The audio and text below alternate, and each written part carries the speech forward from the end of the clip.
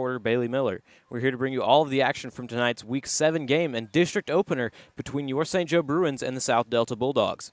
Bruin Streaming Television and Bruin Sports Radio are part of the Bruin Broadcasting Network, a production of the award-winning St. Joseph Catholic School journalism program. You can watch our live streaming webcast at the Bruin News Now channel on YouTube. You can also hear our live radio broadcast exclusively on WJXC LP Jackson, Mississippi Catholic Radio, 107.9 FM.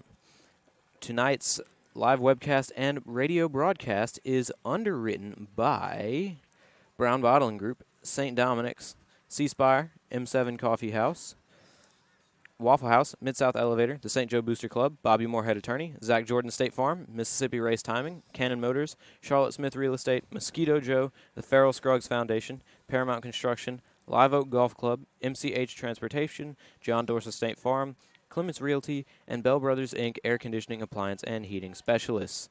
So, Jack, we are out here up in Rolling Fork, Mississippi, where we will open district play. What are you looking forward to seeing from the Bruins tonight as we have our, once again, first district game against the South Delta Bulldogs? John, I'm expecting a lot. Last week, it was a tough loss against Velma Jackson. However, the takeaway or the thing that stuck out that game was the first half. The first half, the Bruins held a team that they weren't even expected to hold to a lead of 13-7, which was not expected.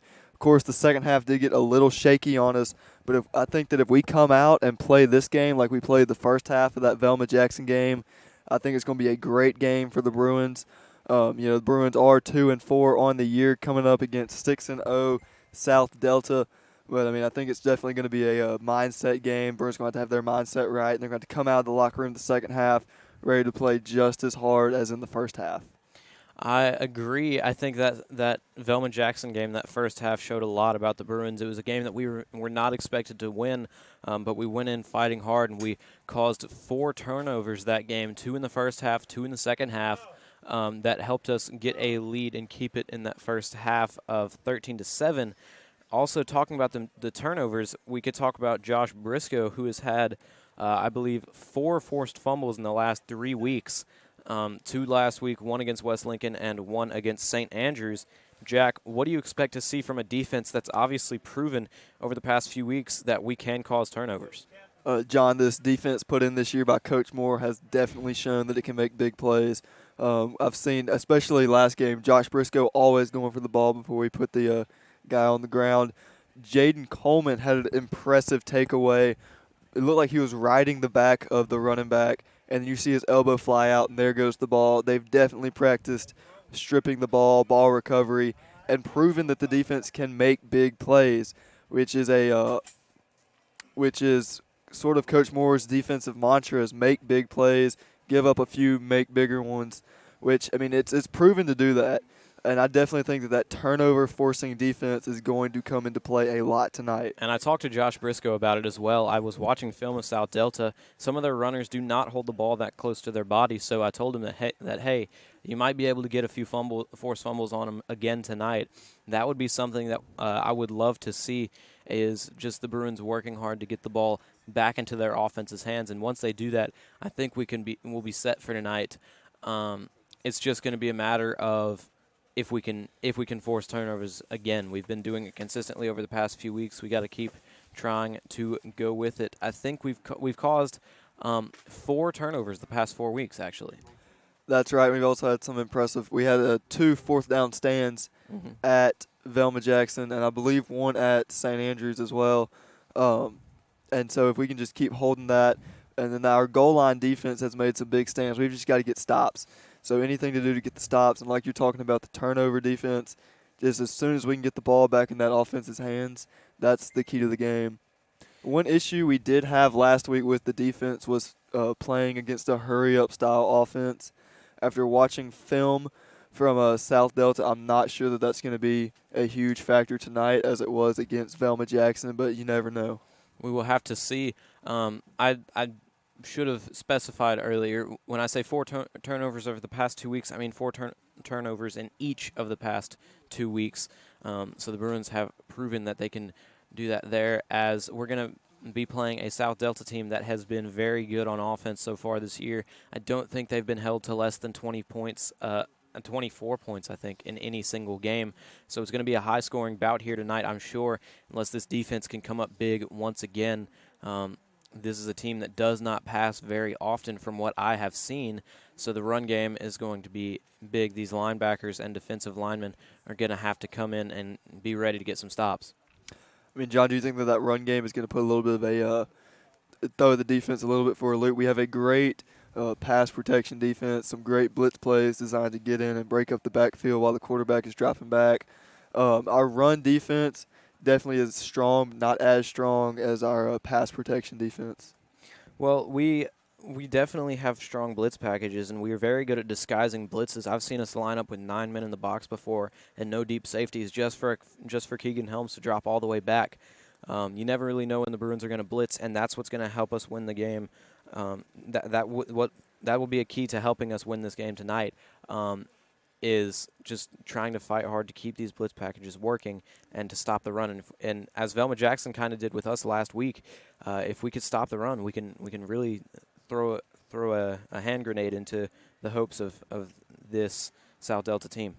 Yeah, John, you're exactly right. And talking about those blitz packages, one thing that I saw last week that I either have not been paying attention to in the previous weeks or it was new was there was a very clear blitz coming on by the Bruins, and everybody was rushing in. But William Turner, the nose guard, lined up, looked like he was ready to shoot the gap on all fours, and then backed up to cover the middle of the defensive backfield. So, I mean, definitely these blitz packages are definitely designed to throw the offense off guard. And that's a very good thing that Coach Moore has brought to the team. And the moving defensive line has been working as well. We talk about William Turner. There was a play I saw this morning specifically that was very good. I saw him kind of move around a little bit, shift around, and then shoot the gap perfectly, and it kind of forced the runner to cut outside, and he was unable to go very far because of it. So that was a big thing from last week that could help out tonight if we can keep fighting through this big South Delta offensive line. You're exactly right, John. I 100% agree with you right there. And so now we're going to go into the national anthem here. I'd like to mention we have no scoreboard tonight. Being told to let all of y'all know. We will be saying the score as much as possible tonight, so do not worry about that. As they're going to do the national anthem here, so we're going to quiet down. Have to keep talking though, because dead air is bad radio. So this is a South Delta team that is undefeated so far this season. They have not lost a single game, winning every game, I believe, by at least a touchdown.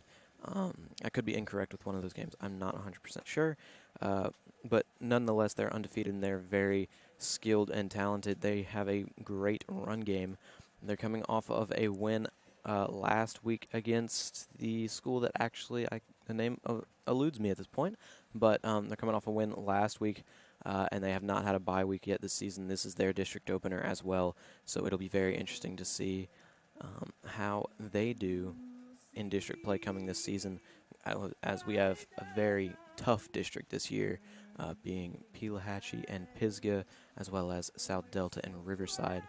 Riverside being senior night this year, and Pisgah being our next home game next week. After that, we have a bye, and then we play Pelahatchie and Riverside to close out this regular season.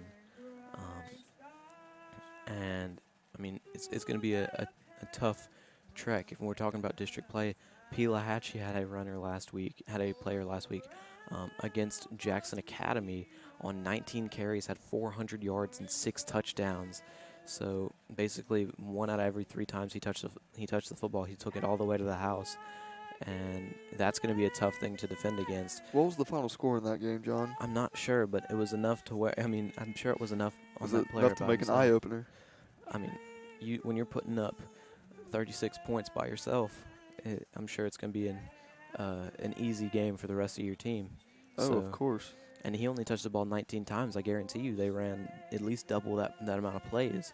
So the chances are they scored a lot that game, and that's going to be an interesting thing to look into as the season goes on is we have a very skilled district, and it's going to be a tough time getting through district play. As long as we're not in last place in district, we make playoffs. So a win tonight could clinch a playoff berth for the Bruins. I agree. As we were talking in the way here, Bruins have to win at least one playoff game to secure a spot. I mean, at least one district game to secure a spot in the playoffs. And any of these 4 upcoming games could be the deciding factor in the Bruins' postseason fate. It could be. It's going to be an interesting few weeks here as we're getting to the closing of this season already over halfway done, which is weird to think about. But here we are in district play as the Bruin captains are going to come onto the field, these being number 75, Wyatt Davis, number 54, Jaden Coleman, number 40, actually I believe that's 48, William Turner, and number 11, Nicholas Brilly, the special teams legend. Special teams extraordinaire. Indeed. Speaking of William Turner, number 48, the mitt is gone. No more hand brace for him. So the Spider Monkey will be back to 100% this evening. Well, you can never really say he was truly gone. But, yes, now that is true. Now he is able to grab runners with both hands as they go by. So he should be actually more effective. And he's still been doing well at that nose guard position. So we'll see how he does. He very determined player. I expect to see him do great. I mean, all of our guys are, like you said, very determined to play. I haven't talked to many of them, throughout the week. Looking forward to this game. Little bit of just nerves with it being a playoff game, but I think they're all ready. And I did today get an update on number 3, Kevin May. Mm-hmm. We were talking today. He says he's got one more week before he'll be back on the field. He's out of the boot, walking, and off the scooter. So pretty soon we'll be seeing number 3, Kevin May, back out making plays for the Bruins. Indeed, as he talked to me earlier than week, he actually said 2 weeks, which I said that's effectively 3 weeks because we do have a bye week after next week's game. But I'm excited to see him back on the field. Those captains, by the way, for South Delta were number 10, Cedric Thomas, number 66, that is Lorenzo Fain, number 75, that is Martez Ford, and number 18, Jeremiah Johnson, as the Bruins will be defending, I believe that is the south end zone. I'll get that checked out in just a moment. They'll be defending the left end zone, going left to right on your radio. They're actually defending the north end zone to start this one. So we're opposite the side we would usually be on at St. Joe. That is true. The Bruins are getting ready to take the field, already lined up behind the end zone to run out. They're all very excited for tonight's game, and I'm expecting a great game tonight. I expect that as well. The Bruins had a great game last week when it came to the pass game in the first half. The passing game, we did fairly well. We stuck with it for most of the game rather than just running the entire game like we had been the weeks prior. Hadn't completed a pass for 2 straight games going into that one last week, but did multiple that game, even completing one to all of our quarterbacks. That is true, since all of our quarterbacks can also play many other positions. All 3 of them, Brock Morris, Keegan Helms, and Andrew Sandley. Got a little bit tongue-tied there. I don't appreciate those looks, but it happens to the best of us.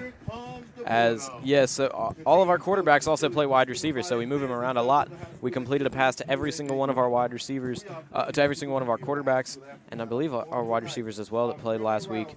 You could tell it was our first time passing in a little while. We had some drops, but we managed to make it through and had a lead going out of that first half. That second half was just when Velma Jackson showed their strength and ability, as they had a roster almost twice the size of ours.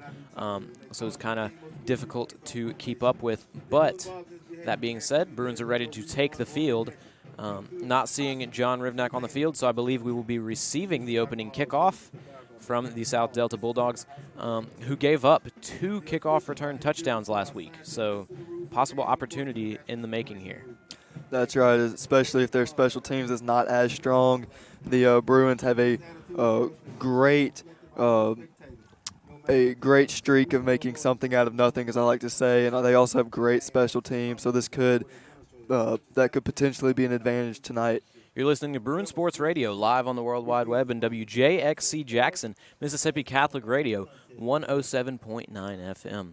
So I'd like to point out, if I get a yard or a down marker wrong, it is because they do not have 40, 30, 20, 10, 50, all that. They don't have that written down on the field, so I apologize, but actually they do have it on the side, so I'll be set.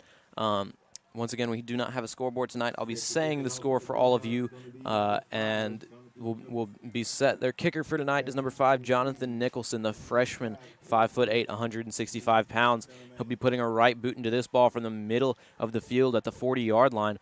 Back to receive for the Bruins are Andrew Sandley, Keegan Helms, and Caleb Wilson at about the 10-yard line. Just awaiting the whistle from the referees as he will run into it now. It's a low end-over-end kick. It'll bounce into Caleb Wilson's hand at the 15. He'll take it upfield, try to cut up, and he does, up to about the 30-yard line. That's where he'll be taken down. They'll mark him at the 27. Far side referee marks him at the 27. Near side says 30-yard line. As this Bruin offense led by Brock Morris will come out onto the field. John, real quick before we get into the first drive, I'd like to give a quick shout-out to one of our many student listeners. Cass Simpson was talking to me in E-period class today about how she loves to listen. So quick shout-out to you, Cass. While we're shouting out listeners, Ethan McNabb also mentions to me how much he likes to listen in Spanish class, in which we had quite a difficult test today, but it was fun times. As we come out in the pistol formation, twins on either side, ball is on the far hash, Morris and Sandley in motion, and the play is whistled dead. They're going to call a penalty against the South Delta Bulldogs. That's where the far side referee was pointing. They're going to say offsides on the South Delta Bulldogs. Bruins will get 5 free yards to start this game. They'll put it at 1st and 5. No complaints to start the game. I mean, got to get the first down. It helps out in the long run. Pistol formation, twins either side. Morris and Sandley in motion. It's a triple option. Hands it to Pearson up the middle. He fights forward. The pile getting pushed for maybe a 3-yard gain. So not very far, but it is something. That sure is something, especially since the entire South Delta team was on that pile, and the Bruins still managed to push it forward 3 yards. Indeed. So now we'll have a 2nd and about 2.5. We'll say 2nd and 3 right now. Bruins come out once again in the pistol. Reed Fry and Keegan Helms are the duo on the near side. Caleb Wilson and Andrew Sandley are the duo on the far side. Helms and Sandley are in the slot. Morris sends Sandley in motion again. It's another triple option. He'll keep it, and he's trying to cut up field, and he does. Tries to truck a man. He fumbles the football. Ball is on the ground. Picked up by South Delta, going the other way. And he is tackled down at the 23-yard line. So Bruins had a good way to start, but Brock Morris trying to truck a player. I think his helmet went right into the arm of Brock Morris, and that's why he fumbled. Really hard to defend against. That is true, and he was also in a difficult position after being nearly tackled in the backfield, had a man around his legs, shook him off, and still tried to run forward for an extra couple of yards, and when he hit that man, he just was unable to hold on to the ball. As the Bulldogs will come out now on offense for the first time, they have an H-back lined up on the left side, shotgun formation, twins near side, one far side. He receives the snap. It's a quarterback keeper to the left, cutting outside, not far to go. Jumps out of bounds at the 17-yard line. They'll mark him at the 16. That'll be a 9-yard gain. Wow, that actually was a lot more than it looked like. It really was. From our angle, it did not look like he gained that many yards, but apparently he did, and they're set up to being close to the first down. That's not a 9-yard gain. My bad. That is a 6-yard gain. 2nd and 4. The down marker over there was just in a weird spot angle compared to where I am, as they line up in the pistol. Twins near side, one far side. They have an extra lineman on the near side. Actually, no, they come out I formation. Twins near side, one far side. Receives the snap, fakes it to the fullback, hands it to the running back on the outside. He cuts outside, looking for somewhere to go. Josh Briscoe will bring him down, but they might be at the first down marker already. They are starting in the red zone, basically. So that will be a Bulldog first down from the 11-yard line. So essentially 1st and goal from the 11. Bruins just trying to fix this issue that we had early. They are this team, the Bulldogs are a huddle-oriented team. They're not going to wait for the signal from their coaches. They're just going to go to the huddle. As they line up in the eye, they hand it off up the middle again. Bruins fight to get him down. Jaden Coleman is on the tackle on that one. Stopping him right at the line of scrimmage. Jaden Coleman coming off the line around to the outside to drive the man back and stick him at the line of scrimmage. Excellent play by the senior lineman, number 54. And now we have the Bruin offensive line back in the game, as we usually do in the red zone. That would be Wyatt Davis and Jaden Coleman. William Turner is still in the game at nose guard as they come out once again. I formation. Ball is on the far hash at the 12-yard line. Twins near side, one far side.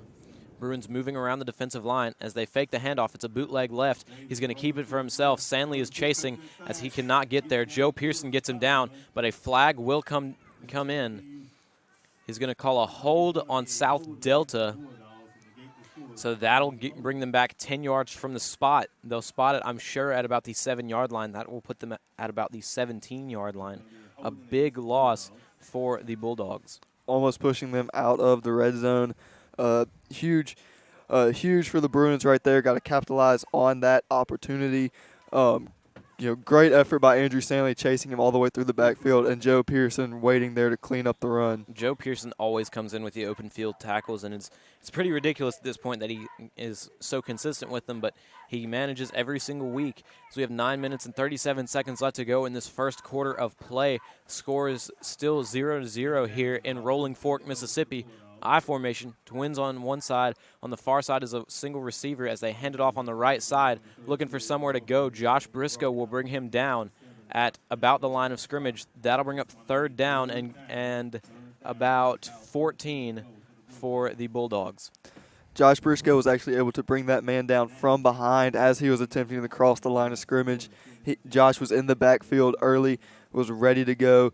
Excellent job by the Bruins, penetrating that backfield quickly and making the play. And I did not see South Delta kick a field goal in the film that I watched, so I'm not sure how their kicker is when it comes to extra points. So when it comes to field goals from this close, so it could be just about 4-down territory here, but I'm not sure. For Coach Bond, I'm sure it would be I formation, Twins near side, one far side. Quarterback awaits the snap. He fakes a handoff. He rolls left, throws left, and he is trying to cut up field, and he will go into the end zone for a touchdown for the Bulldogs. That was the fullback number 3, who I do not have on my roster. Quarterback was Kewan Davis, the junior, 5'9", 145 pounds, as they do not send the field goal unit on the field, so they'll be going for 2 here. Bruins, if they get a stop, this could help them out very much. They'll line up in the eye. Twins far side, one receiver near side. The ball is in the middle of the hashes. He receives a snap, drops back to pass. It's quick slants. He's looking. He throws over the middle, and it is caught. They're going to say incomplete. It did hit the ground, as it did look like it did from this angle. So that'll be 8 minutes and 39 seconds left to go. Bruins down 6-0 against the South Delta Bulldogs. That 6 points rather than 7 could come back to bite the Bulldogs. I definitely think that is going to make a difference, as we do have John Rivnak, a sophomore kicker, usually very consistent with PATs, very consistent with field goals. So I do believe as soon as we put points on the board, that extra point is going to come into play heavily tonight. Now, the range for the kickers might be a little off tonight. The tees will be sitting on some higher up grass, so they might get a little bit more friction off of the kicks, which would make their distance not as good, but it shouldn't be that big of a deal tonight, knocking on wood right now. That is true. Noticing that all the players, the grass is up to about their ankles. So, yes, very much interesting turf. As I'm sure I don't think the kicker is kicking off of a tee as he hits this one away. Keegan Helms gets it, and he's running up the field. He gets to the 30-yard line, where this Bruin offense will come back on the field, once again led by Brock Morris, trying to recover from that last drive with the unfortunate fumble on that second down. They're starting from right about the same spot, ready to try and have a better start to the game.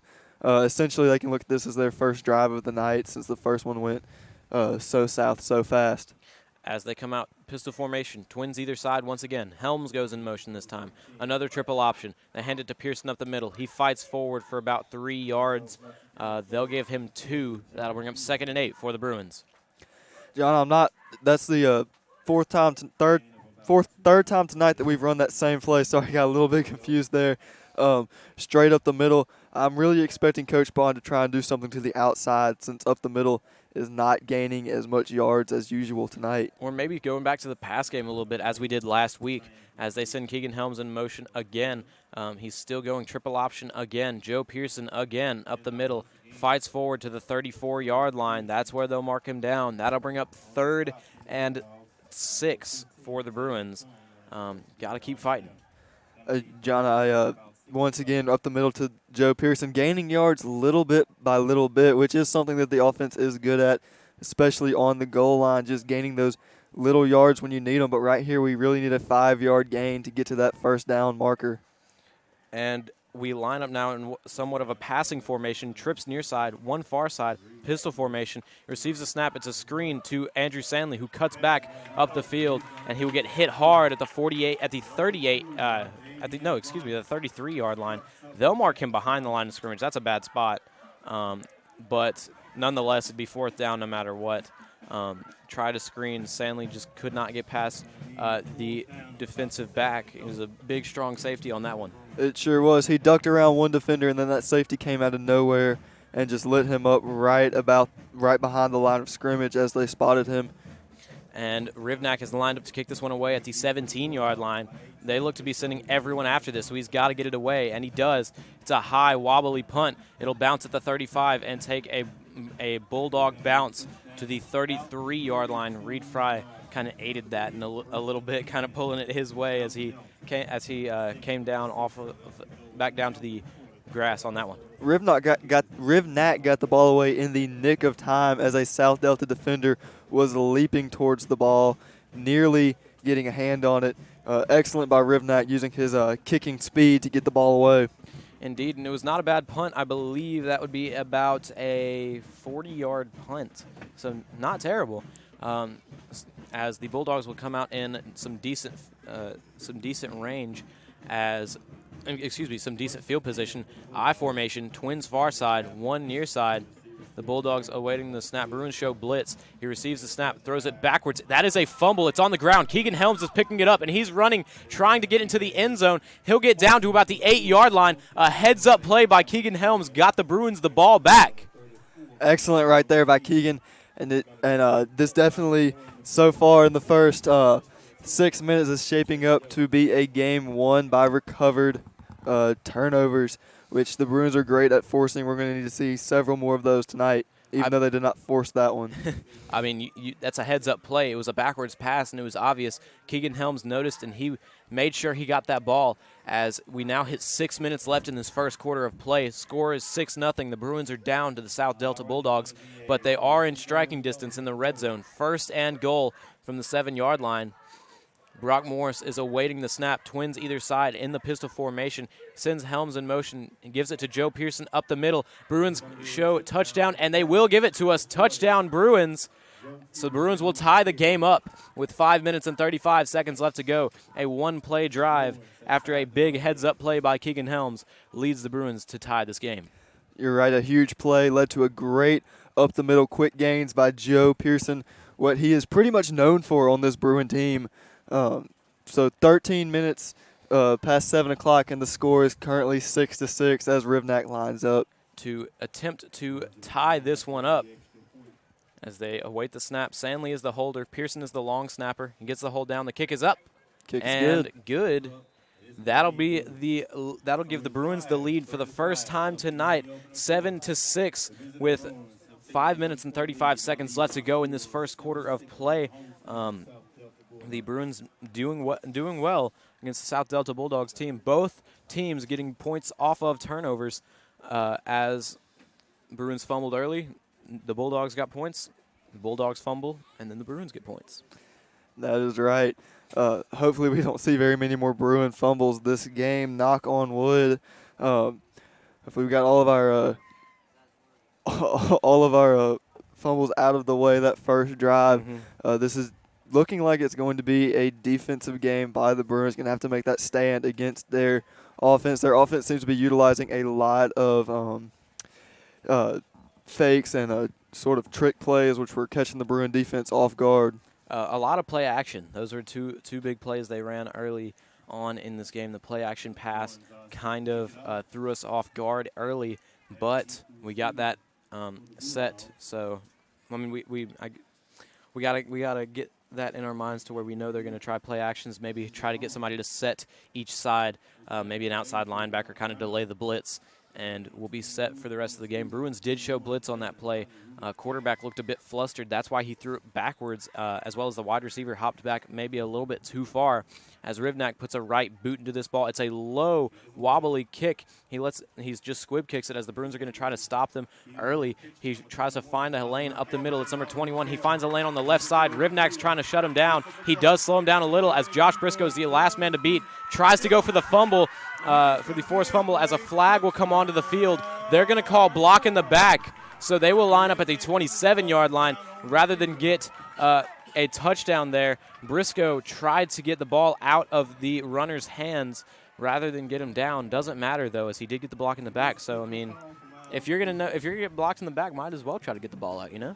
Might as well. And, John, that kick, you're a soccer player. Would you attribute that to the high grass, as the nose of the ball up to the stripe was very much underneath the level of the grass? Well, it kind of looked like Rivnak meant to kick it short. I'm not sure if that was the case, but it did look a little bit like that. But what I would attribute that to is I'm not sure who was on the outside, but it looked like the outside players kind of ran in maybe a tad too early, and that's why he was able to run outside. There was nobody to set the edge, and the corner was his for the taking, and that's why he took it all the way. Luckily, that gets taken back as the Bulldogs starting back in Bruin territory, their second time so far tonight, as the score is 7-6 with 5 minutes and 13 seconds left to go in this first quarter of play. Bruins up against the South Delta Bulldogs in their district opener. I formation, Twins far side, one near side. The quarterback drops back to pass. He throws it up high, and it is batted away by the big safety, by the hard-hitting safety, Caleb Wilson. A great play by him. I almost called this quarterback the wrong name, so I got to make sure that I'm giving him the right name. That is number 12, Kewan Davis. Almost called him Thompson, being the Velma Jackson quarterback. But I mean, Caleb Wilson, what an outstanding player, making a name for himself this year. Comes screaming in out of the left side of the field, gets a hand up just in time, bats that ball away from the receiver.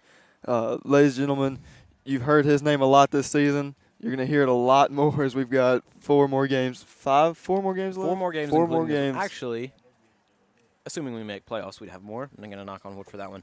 But Caleb Wilson has definitely earned a name for himself as the hard-hitting safety. We've had them in years past. Jason Green was a big one from last year and the year before that kind of made his mark on the football field with the hard hits that he has, that he can put on players. Caleb Wilson has been having the hit stick so far this year and making sure he gives it out to every player he gets a chance to, and really been doing well with it. As there was I believe the referee timeout for halfway through the quarter. I'm not sure if that was it, but there was a timeout on the field. The Bruins defense will come back out now for a 2nd and 10.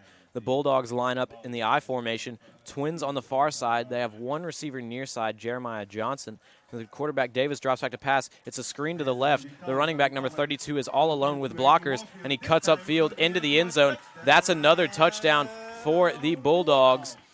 Bruins will go down now 12-7 with 4 minutes and 55 seconds left to go in this first quarter of play. It's a high-scoring game so far tonight, considering the amount of time we've been playing. That's number 32, Adrian Warfield, on the touchdown there. They will go for 2, as it seems to be just the way their tradition, habit, I'm not sure, their way of play here, as they will line up in the full house set this time. 2 fullbacks in the game in the I formation. 1 receiver either side. They fake the handoff. It's a quarterback keeper. Bruins trying to chase him down, and they do. A great tackle by Caleb Wilson. We're just talking about him. A big hit. Kind of took Keegan Takes the legs out from underneath the runner. Kind of took Keegan Helms' technique of a tabletop tackle and make sure they can't get in there. Eventually, these failed 2-point conversions, if they keep coming, will add up, and the Bruins might be able to stay in this one. I mean, I definitely think they're going to add up, and I don't think there's any question that the Bruins will stay in this game. Well, I meant, like, I was trying to I can't really say my words well tonight. I don't know what's been going I on. can't either. I've been but getting tongue-tied the whole time. I got real Indeed. tired on the drive up here. This drive was through the Delta. It was great, but at the same time, you get a little tired seeing fields, but it's all good. It's all good. But yes, definitely every touchdown the Bruins score. I mean, if we score another touchdown before they do, we'll automatically have the lead. An extra point makes it 2 points. Eventually, those points will add up. As he puts a right toe into this ball, it'll be kind of bobbled by Caleb Wilson. He'll pick it up from there, trying to cut to the right side, and he does, and he's got open field ahead of him. He gets hit hard at the 34-yard line. Bench getting excited for that one for South Delta, but Caleb understands how that feels, I'm sure, as he got a good return considering the ball kind of bounced right before it hit him, so he had to pick it up and run from about the 10-yard line. He got a good return there. You could hear the stands, the bench, and even the cheerleaders saying, ooh, at that hit. But that is nothing that Caleb Wilson is a stranger to, since he has been laying them to nearly every running back this season. Nearly every player he can. I mean, he's right there ready for it. This is his first year playing football, I think, in high school so far. So, I mean, he's done very well for that. As the Bruins come out, trips far side, one near side in the pistol. It's their passing formation. He's looking for Joe Pearson in the flat, and he gives it to him. Joe Pearson tries to truck a man, and he does, up to the 40-yard line. Bruins fighting hard as Joe Pearson was not lower than the man he tried to truck, but he still managed to do it. He was higher, trucked him, and then kind of stumbled a little bit lower. It looked like he tripped up on the guy, and then attempted to truck two more, and that just didn't go all the way through, but excellent run there. I like seeing passes out to Joe Pearson. He's a powerful runner, and that quick Joe Pearson screen pass usually is a source of quick gains for the Bruins. Indeed, as we come back out in our running formation, we show triple option, and it is. Joe Pearson gets the football again. He fights forward at the 40. He will get pushed back. It's the rare scenario where you see him actually fall backwards. And that'll bring up 3rd down and 2. But, yeah, we mentioned passes into the flat. It very much looked like Brock Morris was eyeing down Reed Fry on a streak that whole time, but he found Joe Pearson in the flat, who arguably could have gotten more yards just because he had more room to run, and Reed Fry, streak passes are very much incomplete oftentimes. But luckily, we were able to get about 8 yards on that play, none on the last one. That'll bring up 3rd down and 2. Pistol formation, twins either side. We're going to go with another triple option. Joe Pearson gets it again up the middle. He'll fight forward for a 1st down and will get taken down at the 44-yard line. Both line judges giving the Bruins the 1st down. So that'll be the 2nd 1st down. I think actually the first, because I don't think you count touchdowns as 1st downs. As you shouldn't. No, I don't think so. As you shouldn't. You don't get 3 downs after it, 4 downs after it. I don't know what the thought process was on that one, but we come out in the pistol again. Twins on either side. Ball is in the middle of the hashes. They send Sandley in motion. It's a triple option again. Pearson gets the ball. He fights forward but cannot get anywhere. First, that'll bring up 2nd down and 10 for the Bruins. That's right. Sometimes those up the middles, when the hole is closed, there is just nowhere to go but to come screaming into the pile and try and rocket forward at least a yard or two. That's really the only – I love up the middle plays. The only thing that I don't like about them is that when there's nowhere to go, there is nowhere to go. Indeed. I mean, maybe you could cut it out, but it's rare. As Josh Briscoe lines up in the backfield now, send Helms in motion. Briscoe does not get the football as they're in the backfield. Helms now has it on the left side, tries to go somewhere, but there are too many South Delta Bulldogs on this field, and they all get taken down. Morris, Briscoe, Helms all had nowhere to go. That'll bring up 3rd down and 14 for the Bruins now. John, from what I saw, it looked like Josh thought he had the ball, reached down as if he thought he bobbled it, and I thought he had it too. Did you catch that? It looked like there might have been a little bit of miscommunication in the backfield. Well, Josh Briscoe is not really he's a rare running back. It's not often that he's in the backfield. So triple options may be a little bit foreign to him, but that could have happened there. Shotgun formation, trips near side, one far side. Morris drops back to pass. He looks left. He throws left to Caleb Wilson. It is too hot. Actually, just kind of went through his right hand, maybe back shoulder, so it was good placement by Morris, but Wilson was not expecting it to be back shoulder, so that may have affected that one. Another thing out of the ordinary on that play with Josh Briscoe, he lined up in the backfield and then rolled out for a screen pass. Was not aware that he was one of our players that did that. But it was nice to see him playing some different positions and moving around the field a little bit, as he is a very talented athlete. as he is, as Rivnak is ready to punt this ball away. Line up at the 25, puts a right boot into it. It's a high, far kick. That'll take a big Bruin bounce. Get returned at the 25. 21 is trying to take it up the field, and he will get hit by Brandon Taylor and slowed down, but he stays on his feet, still fighting forward, and taken down by a host of Bruins at the 47-yard line. They will start in Bruin territory for the third time tonight. Brought down by Reed Fry, Andrew Sandley, and Christopher Watson. Excuse me. Josh, it appeared as though after the hit by Brandon Taylor, the kick returner's own players were holding him up, keeping him running. The South Delta Bulldogs have shown excellent blocking on offense. Definitely a very strong lead blocking offense. They are very big players here out here for the Bulldogs tonight, and they've shown tonight. They're very, you mentioned they're very good blocking. They have been so far tonight. They line up in the I formation. He drops back to pass. Davis is looking right. He throws right, and it is a wide open man caught in the middle of the field. He's running down the middle of the field, and he gets an opening into the end zone. That'll be another touchdown for the South Delta Bulldogs. Bruins will go down 18-7 now as they're going to try to get this 2-point conversion. Caleb Wilson kind of slipped. Yeah, maybe that could be attributed to the higher up grass. I believe that is possible. There are also 3 Bruins deep defending in the defensive backfield, and they're all coming in on the runner, but there was one perfectly timed block by number 21. Don't have his name, don't have a roster in front of me, for the South Delta Bulldogs, and that perfect block is what led to the opening into the end zone. Indeed, he was wide open. Caleb Wilson seemed to kind of fall down in this higher up grass as they line up full house set again. They're sending a man off the field. They have 12 men on the field. It's another bootleg right. 34 did not get off of the field. That is going to be 12 men on the field. It's a 5-yard penalty as they will hop back, I think. Oh, wow, that's going to be 10 yards they have to drop back.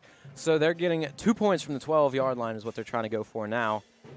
An unfortunate turn of events for the Bulldogs, but the Bruins will only be down 11 points now, if assuming they don't make this. They'll be lined up at they'll mark them at the 8-yard line.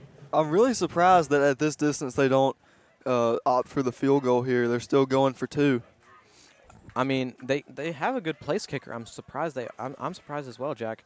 But they're just going to go with it as they're going to whistle dead again. I'm not sure what the penalty was. I don't know what that signal is, but it's another penalty against the Bulldogs, so they're just getting pushed back farther and farther. I believe the PA announcer just said it was a delay of game on the South Delta Bulldogs. That would make a lot of sense, but I'm not seeing a play clock. Actually, no, I was not paying attention to the play clock. It's already at 15, so yeah. I know the huddle is definitely draining their time. Indeed. And they're lined up a good bit back from the line of scrimmage as they will line up full house, I formation. 5 seconds left on the play clock. They drop back to pass. He looks right. Jaden Coleman is coming. He throws right. It is caught, and he is in for the 2-point conversion. That'll make it a 20-7 game with 1 minute and 13 seconds left to play in this first quarter. Bruins down against the South Delta Bulldogs. Excuse me. That is correct. The score is now 20-7. So I was thinking 20-22 just with the 2-point conversion. But, I mean, John, they are making some quick drives to the end zone. They have excellent blocking. And something about it is just throwing our defense off kilter tonight. I'm not sure what it is, but our defense is not connecting plays as well as or making plays as well as they have done in games past. We definitely need a strong drive by the offense right here to march down the field and put some points on the board. Indeed we do. That defensive line for the Bulldogs has been killing us tonight as there is a low end-over-end kick that'll bounce. Caleb Wilson will get it at the 20. He runs up the left side trying to get outside, and he will, but will get taken down at the 35-yard line, just about the 35-yard line. And so now the Bruin offense will come back out again trying to get some points on the board. This has been a long first quarter so far. Usually they're done. So far this season, they've actually been a little bit quicker. They're usually supposed to get. They've usually been getting done at 7:25, so 25 minutes after kickoff. But it is 7:30, and we still got another minute to play, so that could be another 35 hours of playing time. But that is one thing that this 40-second continuous play clock has done. At first, I was not thinking I was going to be a fan of it, and then I ended up actually kind of liking it. As the Bruins will send Keegan Helms in motion. He tries to hand it off to him, but they will fumble the ball. Helms fell on it, so that'll bring the Bruins back another 5 yards. These little miscues that the Bruins are making need to be fixed very fast if we're going to get the upper hand in this district game. Once again, the South Delta Bulldogs undefeated on the season, so very much knowing how to manage the game once they're in the lead. That's exactly right. As they come out now. Shotgun formation, twins either side. Joe Pearson back in it, running back. Morris and Stanley in motion. He drops back to pass. He looks for Caleb Wilson, who looks like he wasn't expecting the ball. It was thrown behind him. That is an incomplete pass. That brings up 3rd down and 15 for the Bruins. Already early on in this game, this is a very important 3rd down. Extremely important. And Caleb Wilson looked like he was planning to put an extra 5 or 10 yards on his route before looking for the ball. Thrown way behind him. That is one thing that our passing game has been not quite as good as years past, but definitely improving as the season goes on. Indeed, as we line up in our passing formation again, trips near side, one far side, and the shotgun. Morris receives the snap. He rolls right, kind of bobbles it. He's getting chased. He throws off his back foot. Keegan Helms is there and gets it. Gets hit hard at the 45-yard line. Kind of walking away. Sideline is very much excited, but he's kind of flaunting, hey, I caught the ball on that one. Even though I may have gotten hit hard, I came down with it. That's a 1st down. Helms looking real confident after that one. Extremely confident. That'll be 1st and 10 from right at the 50-yard line. Excellent play. Just what the Bruins needed right then was a big 3rd down conversion. 1st down and 10 now from the 45. Trips near side, one far side, and that'll be the end of one. So we are halfway through this first half. Bruins down 20-7 against the South Delta Bulldogs in their district opener. So getting a big 1st down there, just trying to fight hard to stay in this one. I'd like to go ahead and tease the halftime show where I will be interviewing our sideline and injury reporter, Bailey Miller, about athletic training and photography and all of that good stuff. All that and more. Indeed, as Jack will be the play-by-play analyst for the. I thought it was a play-by-play announcer and a color analyst. You call yourself an analyst? I guess you could do both. I don't know, whatever you want. But either way, ladies and gentlemen, get ready. I do not have very much play-by-play experience. But it'll be fun times. It will be a fun time. I definitely need the practice if I'm going to take over as voice of the Bruins next year. As soon as John Baladi finally graduates. I'll never get used to calling you that name. I'm just letting you know right now. But yes, Connor Odom will be his color analyst in the third quarter, and I will come back to close out this one as the Bruins will switch sides now defending the south end zone. They're going right to left on your radio and or computer screen and or phone screen if you're watching on an iPhone or Samsung. However you want to watch it. Indeed, as they will send Stanley in motion now. It's a triple option again. He hands it to Pearson up the middle. That's about a 2-yard gain. Pearson got tripped up right at the line of scrimmage, but his speed and power allowed him to fall forward for that extra 2 yards. Pearson has had a bit of difficulty fighting for those extra yards tonight as South Delta's defensive line is very big and hard to get through. They are full. They're a team that has a lot of linemen. Bruins, unfortunately, a little short on it this season, so that could come into play later as they send in Keegan Helms in motion. It's an end around to him. He cuts upfield, tries to go somewhere, has nowhere to run against this big South Delta defensive line, but they do help him up, so that's some good sportsmanship by them. 3rd down and 9 now for the Bruins. This defensive line is stopping a lot of our up-the-middle and end-around plays tonight. They have a very big and a very powerful as well as a quick defensive line. So, I mean, the triple threat on the line tonight. They're only playing with one deep safety, so that really shows how confident they are in that line. As the Bruins will come out now once again, pistol formation, twins either side. It's a big 3rd down here. Helms comes in motion. It's a triple option again. Pearson has it, and he fights forward, breaks through up to the 35-yard line. He'll fight forward to the 33, get tackled down. He did drop the football, but they're not going to call that fumble. They're going to call him down there. A big gain for Joe Pearson, who gets his first big run of the night. That is true. Hopefully first of many. I was actually watching it with a very slight delay, so I could hear you talking, and I was watching the video on the screen talking to our computer analyst or computer tech man, tech guru, the man that makes it happen. One of which, Collins Coleman. Also cameraman, as Joe Pearson gets the ball again, fighting forward, gets hit in the backfield, trying to fight to get back to the line of scrimmage, gets tackled down at the 35. You could definitely tell right there most of Joe Pearson's effort was into holding on to the ball as the defender had two hands on it trying to strip it away. Joe Pearson had to use his brute strength and footwork to just hang on to the football. And Joe Pearson did fumble twice last week. That's what we talked about a little bit so far this week. He just got hit where he was holding the ball by other players' helmets, and that's why he kind of coughed it up, one of which Sam Harrison ended up getting a couple rushing yards on. As the Bruins get a bad snap, Morris will just fall on it. So a good play by Brock Morris, but they'll get pushed back to the 41-yard line. That's third down and we'll say 18 for the Bruins. 9 minutes and 35 seconds left to go in this first half. Clock is running. The miscues are killing the Bruins tonight. Definitely got to clean that up and really start putting some points on the board to stay in this game. Bruins come out in their passing formation. Trips near side, one far side. Fry is the lone receiver on the far side. Shotgun formation. Morris receives a snap. He rolls left. He's looking left. He throws deep down the left sideline. Sandley is there. He catches it somehow, and he gets hit in the back. It will fall out of his hands. Wow, that's a big hit and just unfortunate from Sandley. Had it in his hands, but was batted away. I really thought that he had the ball and had feet down, but it was just too hard of a hit for him to hang on to it. But I don't know. I mean, he almost had the ball, and I was really hoping he did. I thought he came down with it. He got hit, and the ball kind of just disappeared. Bruins are going to send the punt team back out now. Jack, if you will take over as play-by-play for a moment, I'm going to try to get in communications with Bailey Miller for this halftime show and get some logisticals out the way. All right, Joe Pearson, our long snapper, lines up over the ball. Rivnak is deep to kick. The snap is on the ground. The punt is high.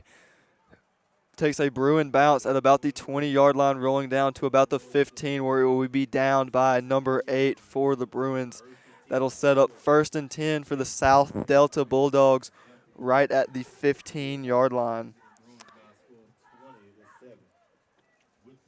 With the score being 20-7 right now as South Delta takes the field in the huddle, which is eating a lot of their time off the play clock. I've noticed that tonight. They've already had one delay of game. 22 seconds on the play clock, 8:53 on the game clock in the second quarter. Bruins line up. Bruins will line back up now on defense as they drop back to pass. He looks left, he throws left. It is too far. Brandon Taylor in coverage is very close to his man, but who dove out fully for the ball, but could not get it. As that'll bring up second down for the South Delta Bulldogs. Lined up in the I formation on that one. Jack, I appreciate that. They'll line up in the huddle again. You did mention the huddle. Were you able to set up the interview? I'm getting it set up. We just gotta. I mean, it's just the placement of the press box. We are behind the stands, which is always nice. We're a little bit higher up, can see more of the field. So they will come out once again. I formation, twins on the near side, one far side, handed off on the right side, and Christopher Watson will be there alongside other Bruins, being I believe that is Robert Clark in there on the tackle, as well as Josh Briscoe. So not Christopher Watson.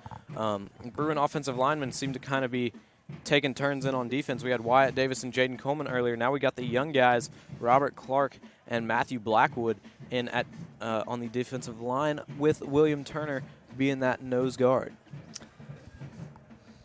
And big number 68 senior Jaden that would Coleman. be actually freshman. Who is that? He drops back to pass now, looking right. He throws it. It's a screen. Andrew Sandley bats it away. A great play by Sandley, getting pushed back by the lineman. Could have been pass interference, honestly, but they call nothing there. 4th down. Oh, ladies and gentlemen, my bad. That is that's not Jaden Coleman. That is in fact Robert Clark. I'm not used to Indeed. seeing him on the field. That threw me off. He's a massive freshman. Like they're so interchangeable because I literally had that thought to myself. I was like, wait, is That's that not his Jaden? number. That's not Jaden. That's Jaden's 54. Like That's why I said it. Yeah, they very much look interchangeable, but they're not. Two very big men on the line, definitely key players for the Bruins. Robert Clark will definitely make a name for himself in years to come. He is showing great potential as a lineman his freshman year. This might be a fake punt, but it isn't. They're going to put a right boot into the ball. No gunners on either side, so Helms is going to have some room to run. He cuts past the 50, trying to go up to the 45, and he does. That's a horse collar tackle. Flags come in from all over the field. That'll give the Bruins another 10, 15 yards. So 1st and 10 from about the 35, I'm sure. I believe so. That's going to be a 15-yard spot foul. And looks like the foul is going to be called right at about the 45-yard line. So they will walk it up now to – I'm awaiting the 30 is what it should be. Wow. I think they're going to give – yep, they're marking us at the 30-yard line. So the Bruins starting out near field goal range already. So in striking distance for sure. 1st and 10. If the Bruins get a first down, they're already in the red zone. This could be a possible drive to swing the momentum back in our direction. Pistol formation. Twins on either side. The quarterback Morris is awaiting the snap. He sends Clifton Goodlow in motion. Josh Briscoe has the football up the middle. Joe Pearson is not in at running back right now. Josh Briscoe getting tabletopped about 5 yards ahead of the line by number 5 for the South Delta Bulldogs. I apologize, ladies and gentlemen. I do not have a roster in front of me. I will when I take over in the 3rd quarter. But we'll get that set. As we line up again, Josh Briscoe still in at running back. They send Sandley in motion this time, going to the far side as they hand it to Briscoe once again. Fights forward for about a 2-yard gain, maybe. That'll bring up 3rd down and 5 from the 25-yard line. Bruins within field goal range. So could get some points on the board, but I'm sure Coach John Bond is thinking this is 4-down territory right here. As he does tend to play the game that way. I like seeing Josh Briscoe run the football. That's something I'm not accustomed to, and he is definitely a good enough athlete and a hard enough runner to be good at it. Indeed, as they hand it to Pearson up the middle once again, he fights forward up to almost the 25-yard line, cannot quite get there.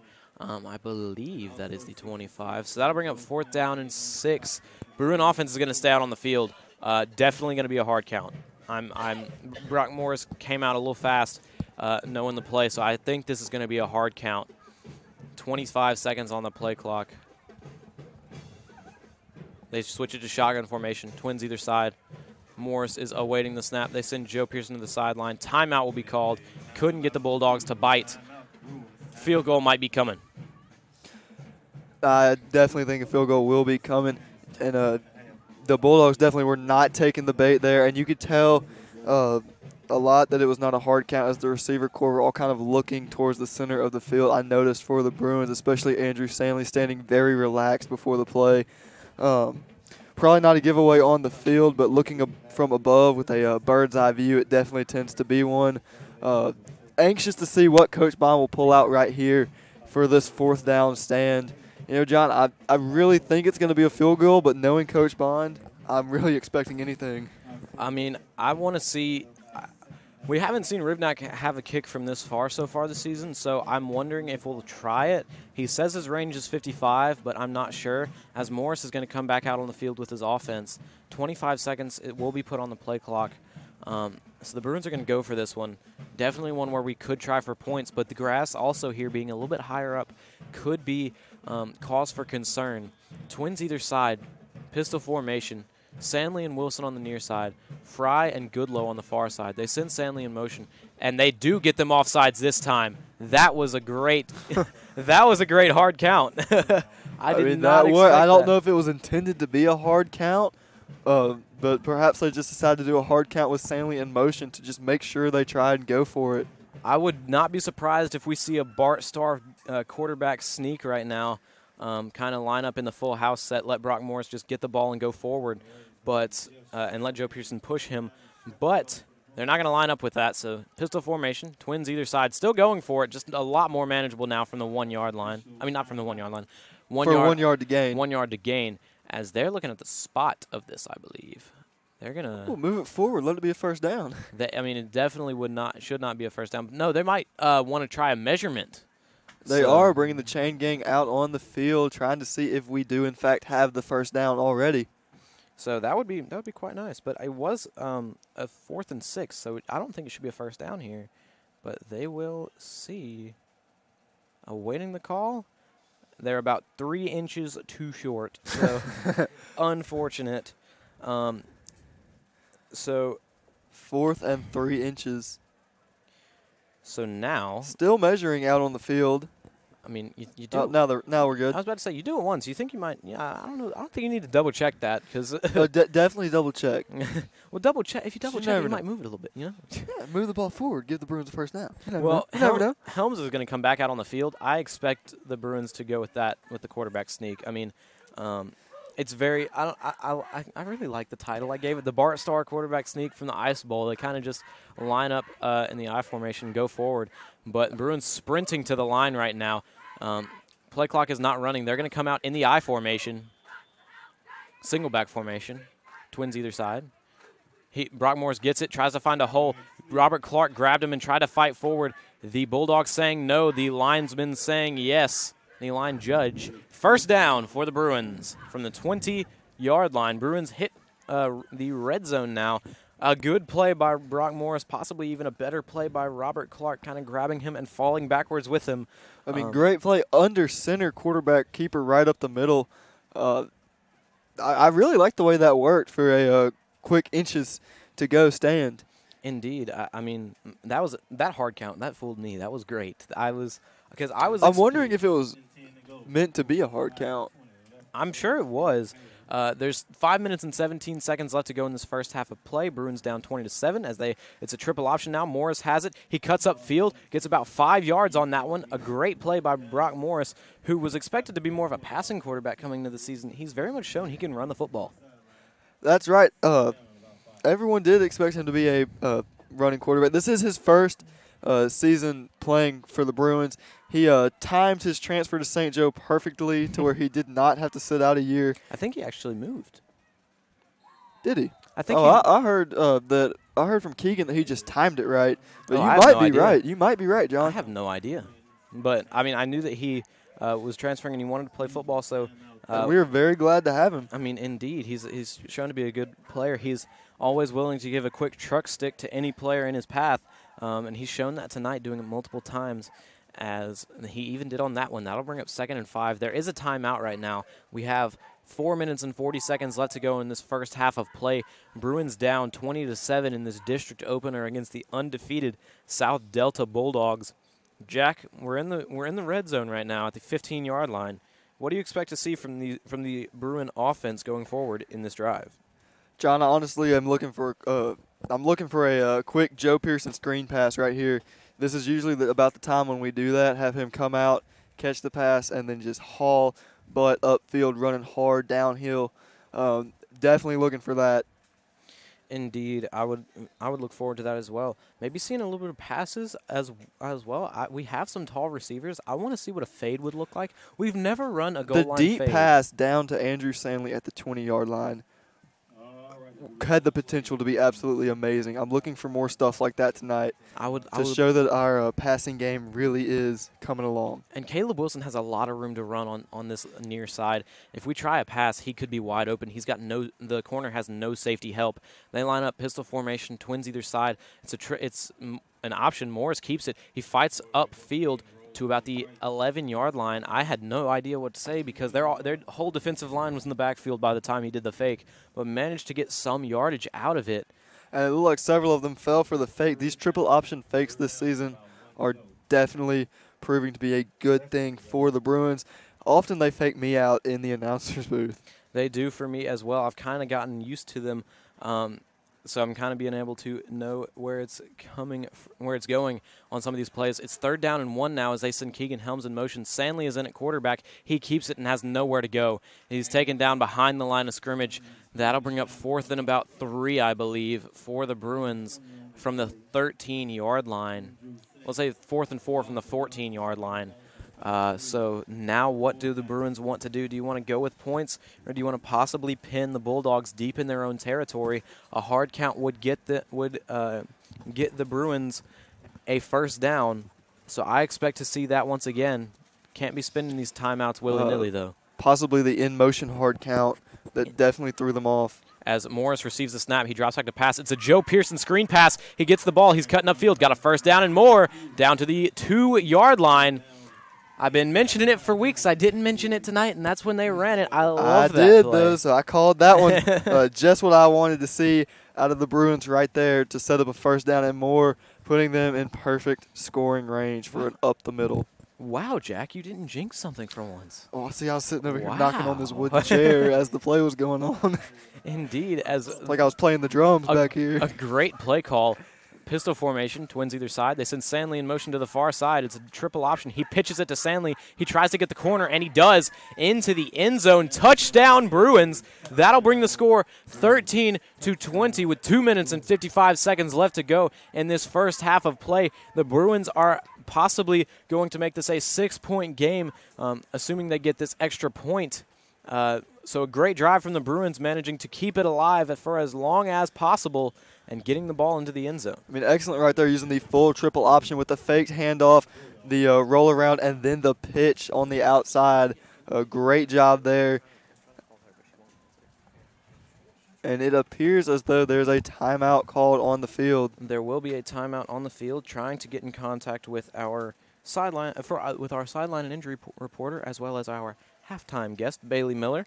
We're going to talk about all things athletic training and photographing, and I was going to say photographying, just because, but it didn't work out. My brain wouldn't let me say a joke that stupid. But yes, that might be a good thing. A timeout now, maybe trying to ice an extra point. As Jack, what do you think the Bruins are going to do on this possible last drive of the half on defense? John, I think that this needs to be not so much a defensive drive, but a defensive stand. We need to stop the run and stop the passes and be able to get around this impressive blocking that we've seen that has been tripping up our defense all night long. Indeed. As we just got to get a stop and maybe get the ball last. If we get the ball last, we might be able to tie up the game before the half, as Rivnak is lined up to put this ball through the uprights. Some confusion coming. Coach is talking to the referees. They were very frustrated after that touchdown. I think they wanted a holding call, as the referee is going to come in now. They're going to let the play clock run, so no change in the call. Probably the right call by the referees. Rivnak lines up to put this extra point through. The Bulldogs looking to send everyone after this. The snap is on the ground, and he gets it up, and it is good. So a flag is down. That's going to be roughing the kicker, and Rivnak is down. I did not see what happened. Jack, did you see what happened there? I was not able to catch that either. I was noticing that the ball was kicked out of the stadium. I didn't see what happened. They sent everyone after it. We do have a backup kicker, Reed Fry. Rivnak is walking off under his own power, though, so hopefully he can stretch it out on the sideline. Now he's actually picked up by Jaden Coleman and Wyatt Davis, getting taken off. Hopefully he's okay. Don't want to see anything like that happen. He's a football player and soccer player, so soccer season is right around the corner. Soccer season is right around the corner. I'm very excited for that, but hopefully he's okay. It's no big deal. I'll watch that one on film, I'm sure. Reed Fry will take over kicking responsibilities until further notice. I'll try to get a report from Bailey Miller or Sydney Shoemaker down on the sidelines, maybe one of the athletic trainers as well, just to see what's going on with him down there. Reed Fry will be the one to kick this ball away. I'm gonna step away for a moment. Kind of slow taking the field, having to regroup with the kicking situation. But Reed Fry also joined the team this year, primarily as a kicker. I believe that was his main reason for joining the team, is to be the kicker, as he is a big-time soccer player. But it turns out they put him in on the wide receiver corps, and he has been doing great running routes. He has caught, I believe, 2 passes this season. Definitely good for him. A little bit more than that. But yes, two passes in the last 2 weeks. He caught one at Velma Jackson and then one at West Lincoln. West Lincoln, that's it.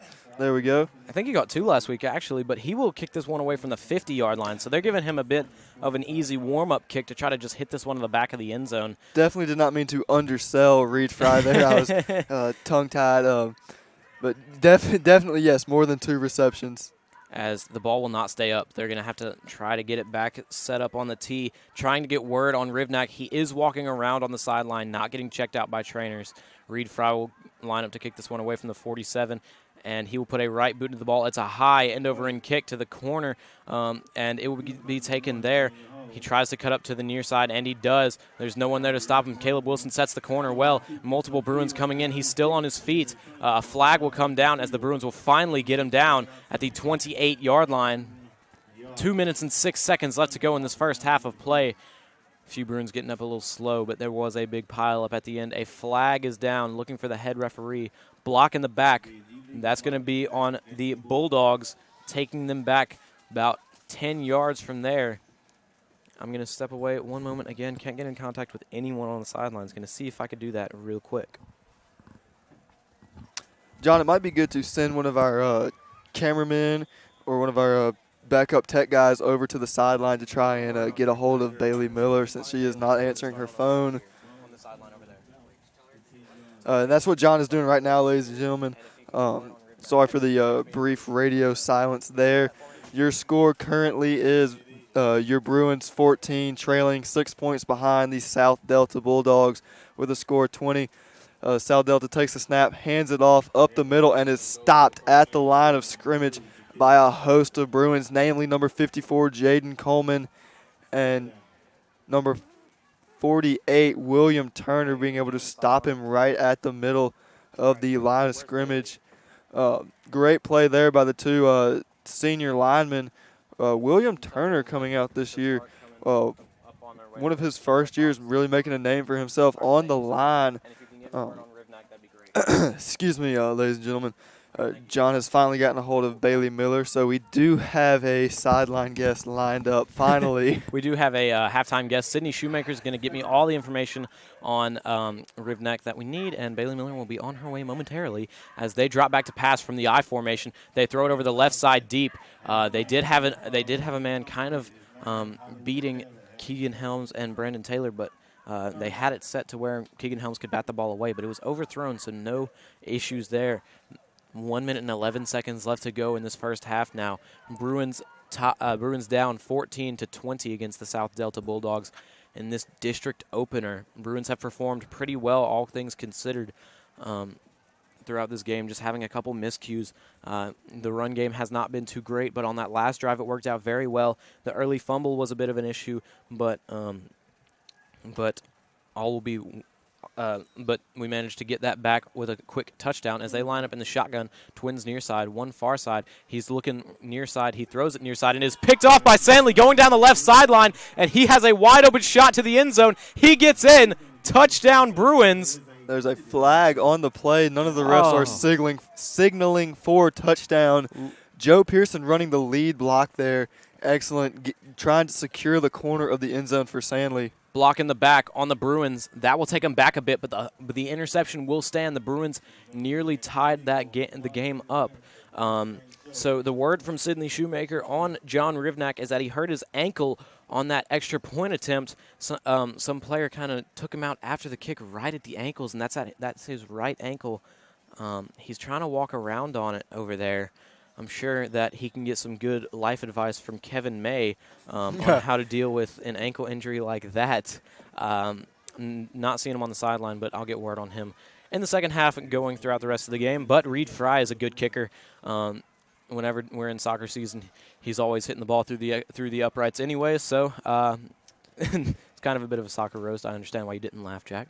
As the ball is on the ground, Morris picks it up and tries to fall on it, and he does. Fumbled again, though. He has to recover that. Another bad snap, and that will let the clock run.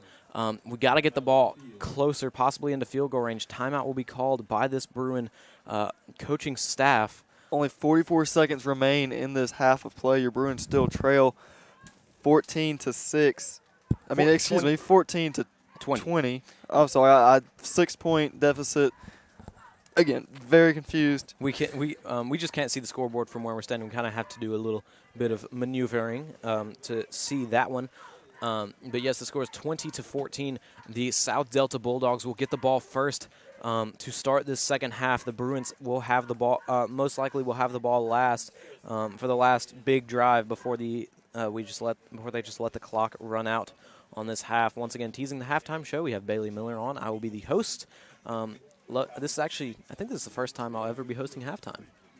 You didn't do it your freshman year? I did not. See, that's what I love doing the halftime show. Me and Marshall would usually tag team the halftime show to be both of us with one interview guest. So it was kind of 2 against 1. And I think we made several guests just a little uneasy having questions coming from 2 different directions. But we always had a great time with it. And you're listening to Bruin Sports Radio live on the World Wide Web and WJXC Jackson, Mississippi Catholic Radio, 107.9 FM. The Bruins line up now once again in the shotgun, twins on either side. Morris is awaiting the snap. He stands at the 25. He sends Caleb Wilson in motion. It's an end around to him. Tries to cut up field, and he won't. He cuts outside. Now cuts up. Kind of dives over. Does a weird almost flip type thing over a player. I'm not sure what that was, but he caught some wicked air there. His box jump and vertical must be pretty good. He came up and almost all the way over one of the defenders. It looks like a basketball flop on that one, honestly. He's a basketball player, so it makes sense. But kind of just jumped as high as he could. The Bruins will call another timeout as we're getting ready to go into this halftime break.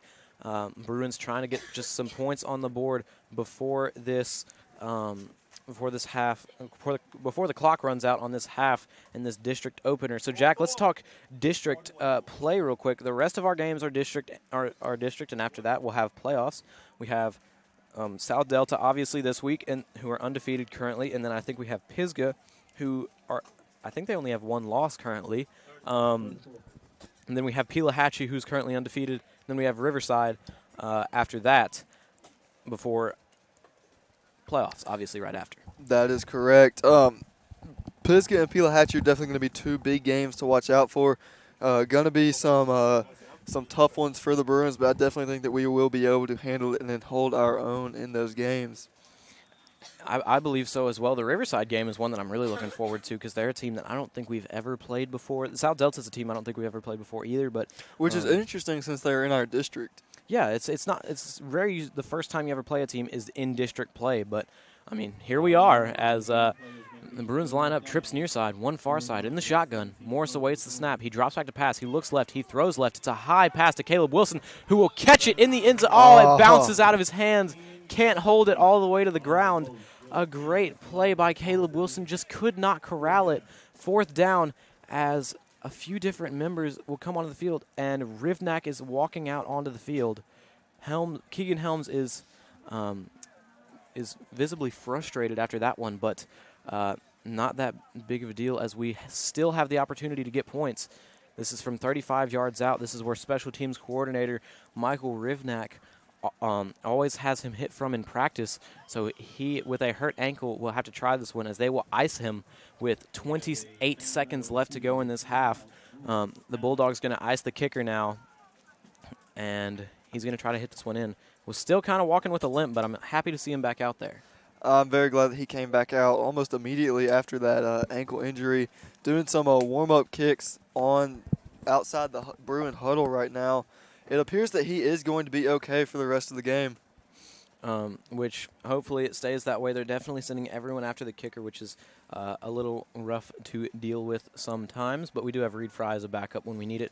The first half so far for the Bruins has been pretty good. Joe Pearson and Brock Morris obviously leading the charge. We've been trusting the pass a lot more. Caleb Wilson has gotten multiple targets tonight, which he's a player that probably gets the ball the least out of that wide receiver core, so it's good to see the option to try to put the ball in his hand a little more. That's right. We've seen him move the ball around a lot. Josh Briscoe even getting a few carries this evening.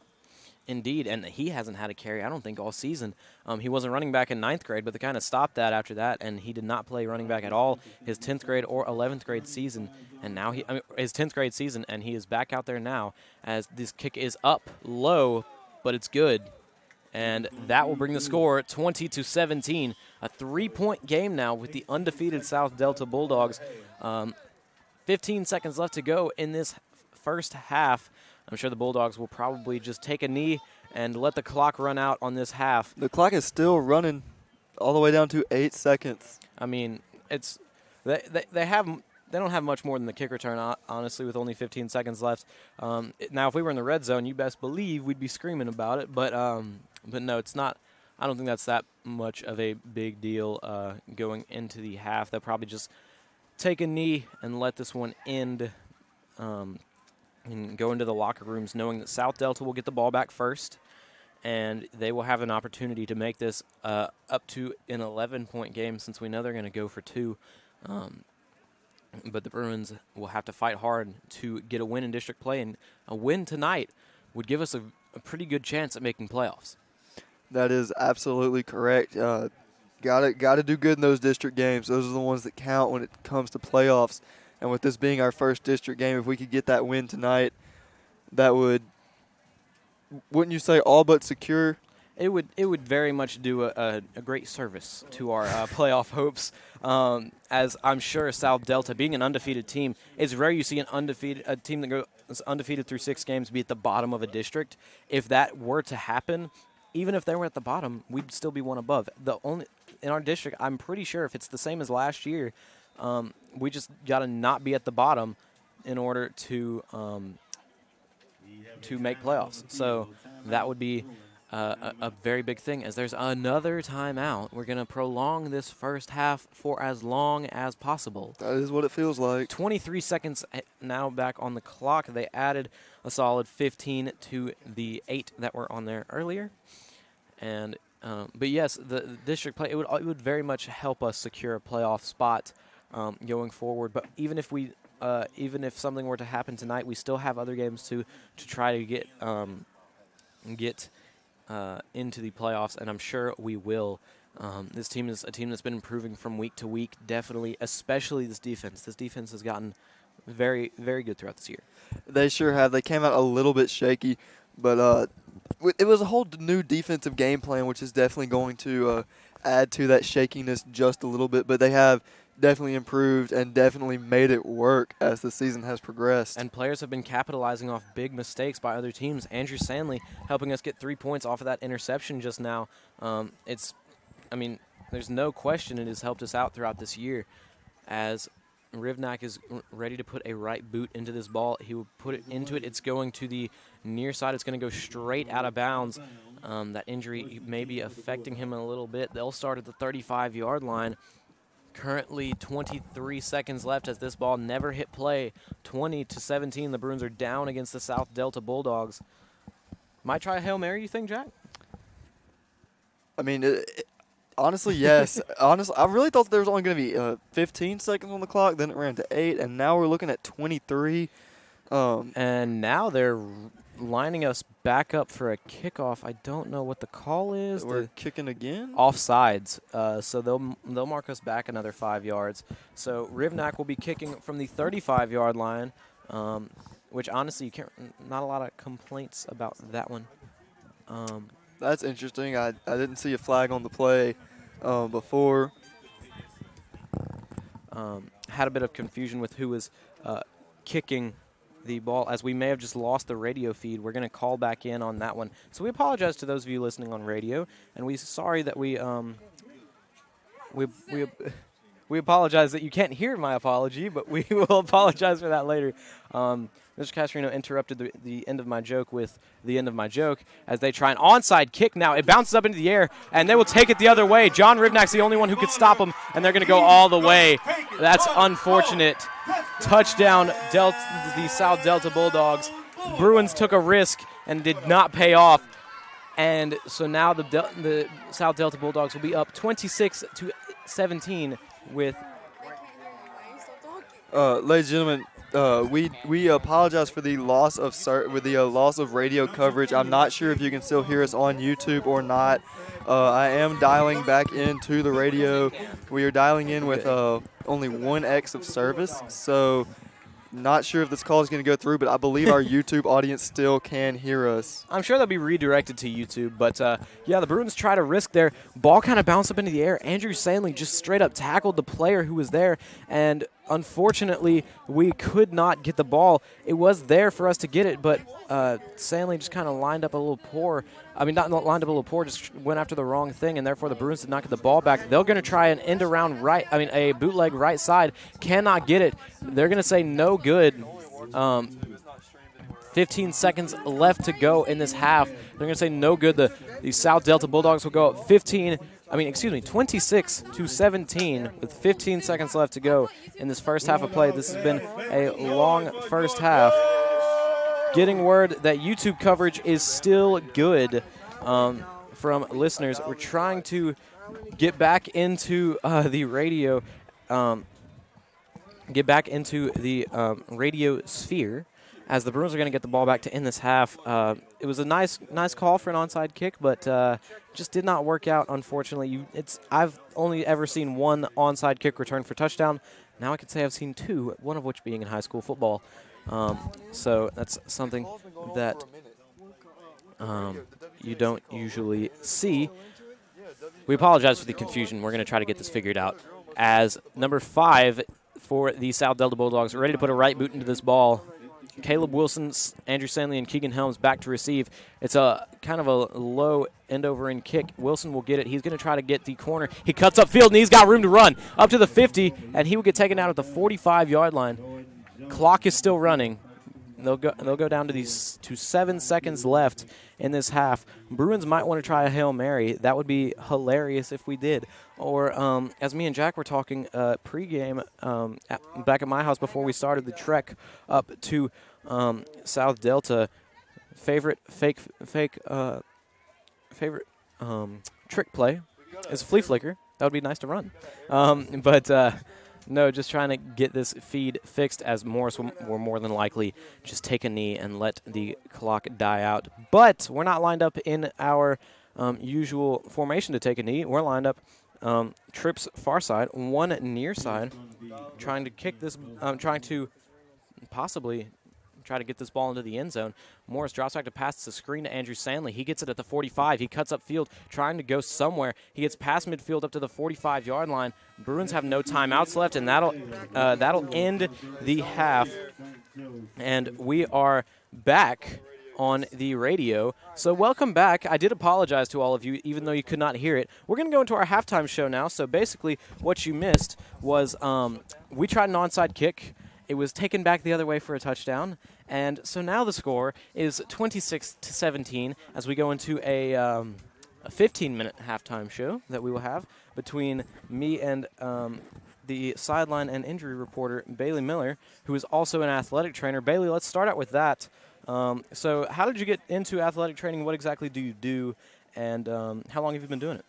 All right, so I have been athletic training for 4 years. Actually, 5. I started in 8th grade.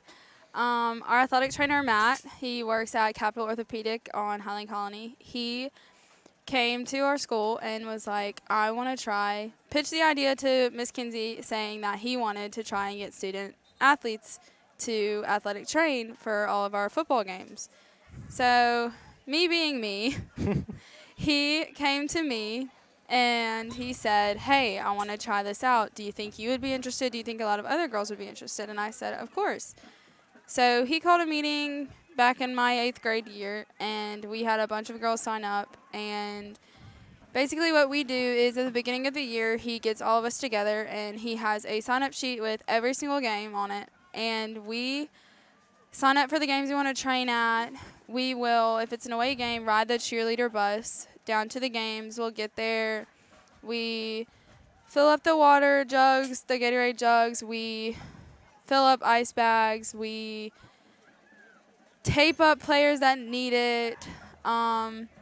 Deal with all of the cramps, I've heard. We do. We have a lot of cramps. Us being such a small football team, a lot of us are somewhat in shape, somewhat not in shape. Most of them, boys being boys, do not know how to hydrate.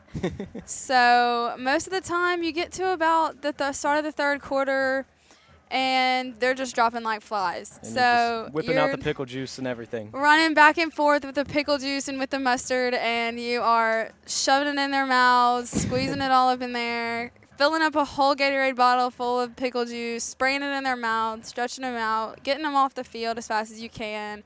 A lot of the boys hate the mustard and the pickle juice, but you got to learn to deal with it.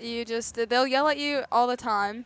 If you do not, timeouts. We do timeouts with, we'll have at least 4 or 5 trainers that train every game, and most of them will have about 2 or 3 doing water the first half, and then the next 2 people will be doing blood. And that's always a fun one. That's my favorite, personally. But oh, I'm sure. But just timeouts. They will, every time there's a timeout, they will go out there and give all the boys water. They'll carry around towels for sweat, anything that they need during half times for a little break. We help them. We will stretch them. We will, if they are injured, we will walk out there with Matt. We will stretch them. We will bring them to the sideline. If they need to be taped up, we tape them up. We do wrist, ankles. Every Thursdays, actually, after school, Matt will meet us in the field house, and he will teach us how to tape all sorts of things, like fingers. He'll teach us how to do fingers, ankles, wrist. Pretty much that's all we deal with in football. Anything else, if it's a major injury like a concussion or like we suspect a broken rib, torn ACL, meniscus, anything like that, we have Dr. Brian with us on the sideline as well as Matt. That will come out there, and they will deal with all of that. But he also uses it as a teaching moment for all of us to tell us what's going on, show us how to do it. And, like, most of us who do it want to be doctors or want to be some sort of trainer or anything in the medical field. And so he teaches us basically everything there is to know about what he does and how his job works, and it's a lot of fun. And I've been doing it. I'm a senior now, and I've been doing it since 8th grade, and I have learned all there is to know pretty much about training. And me and Matt we're close, and I love it. And I want to be some sort of doctor, and so this is helping really in my background. And as much as I get injured, I learn a lot from my own injuries. The quote-unquote career-ending injuries you have once a game. Yes, they on the use soccer those field. all the time. I get made fun of for that, but got jokes. But they're never career-ending, but everyone thinks so. It does come in handy though. I mean, I broke my thumb last year. Had to get that wrapped every single game with this big old padding and everything. And I remember a few games you actually taped it up for me. So yes, I remember. I remember you coming up to me the second you heard it, and you said, "What is wrong with me?" And I said, "Ooh, buddy, that looks broken to me." And of course it was very, very much so. So we talked about training. Training, obviously, very important thing. Got a lot of people doing it tonight. But you are not here for that tonight. Currently, you're here for photography. Am I right? Yes, I am the photo editor of our yearbook, The Shield, and also of our newspaper, The Bearfax. Ooh, almost forgot that. And I also help with the alumni magazine and the website and anything else there is. I take pictures at every school event, all our sports, anything I need to go to. I've been in journalism since I was a freshman here, and if I'm not training, I'm still on the sidelines taking pictures, which that's what I'm doing tonight. We take pictures at literally everything. Cindy Shoemaker is also the co-photo editor with me, and if we're not able to do it, someone else in our class does it. Speaking of our yearbook, we have senior ads for anybody that wants to purchase them. Gotta plug it real quick. Yeah, gotta stick that one in there. Just for Mr. Casarino. We have senior ads online that are available, and they are available until October 31st. You log in to Studio Balfour, right? Yeah, and purchase those ads. Check your emails. Mr. Casarino says check your emails. And that will get all the information to you. And you will get the link and has all the information on there. You can get. You should have gotten an email on Tuesday. Should we according snag to a Mr. third headset for Mr. Casarino here? Yeah. I believe so. But yes, definitely get those senior ads in, parents. Check your emails. You will get all the information you need. Bailey, we talked photography. You design those your own, yourself, and then we get them and we just slap those on the page and then it's done. So it's fun easy. times. It's always nice to see. It's one less page I have to do. So Indeed. Before you had to, of course, plug the senior ad pages. We were talking about photography, so you're down there for every game taking pictures. What do you think you've taken out of that more than anything? You've been doing pictures for 4 years now, so what do you think you've enjoyed most through that?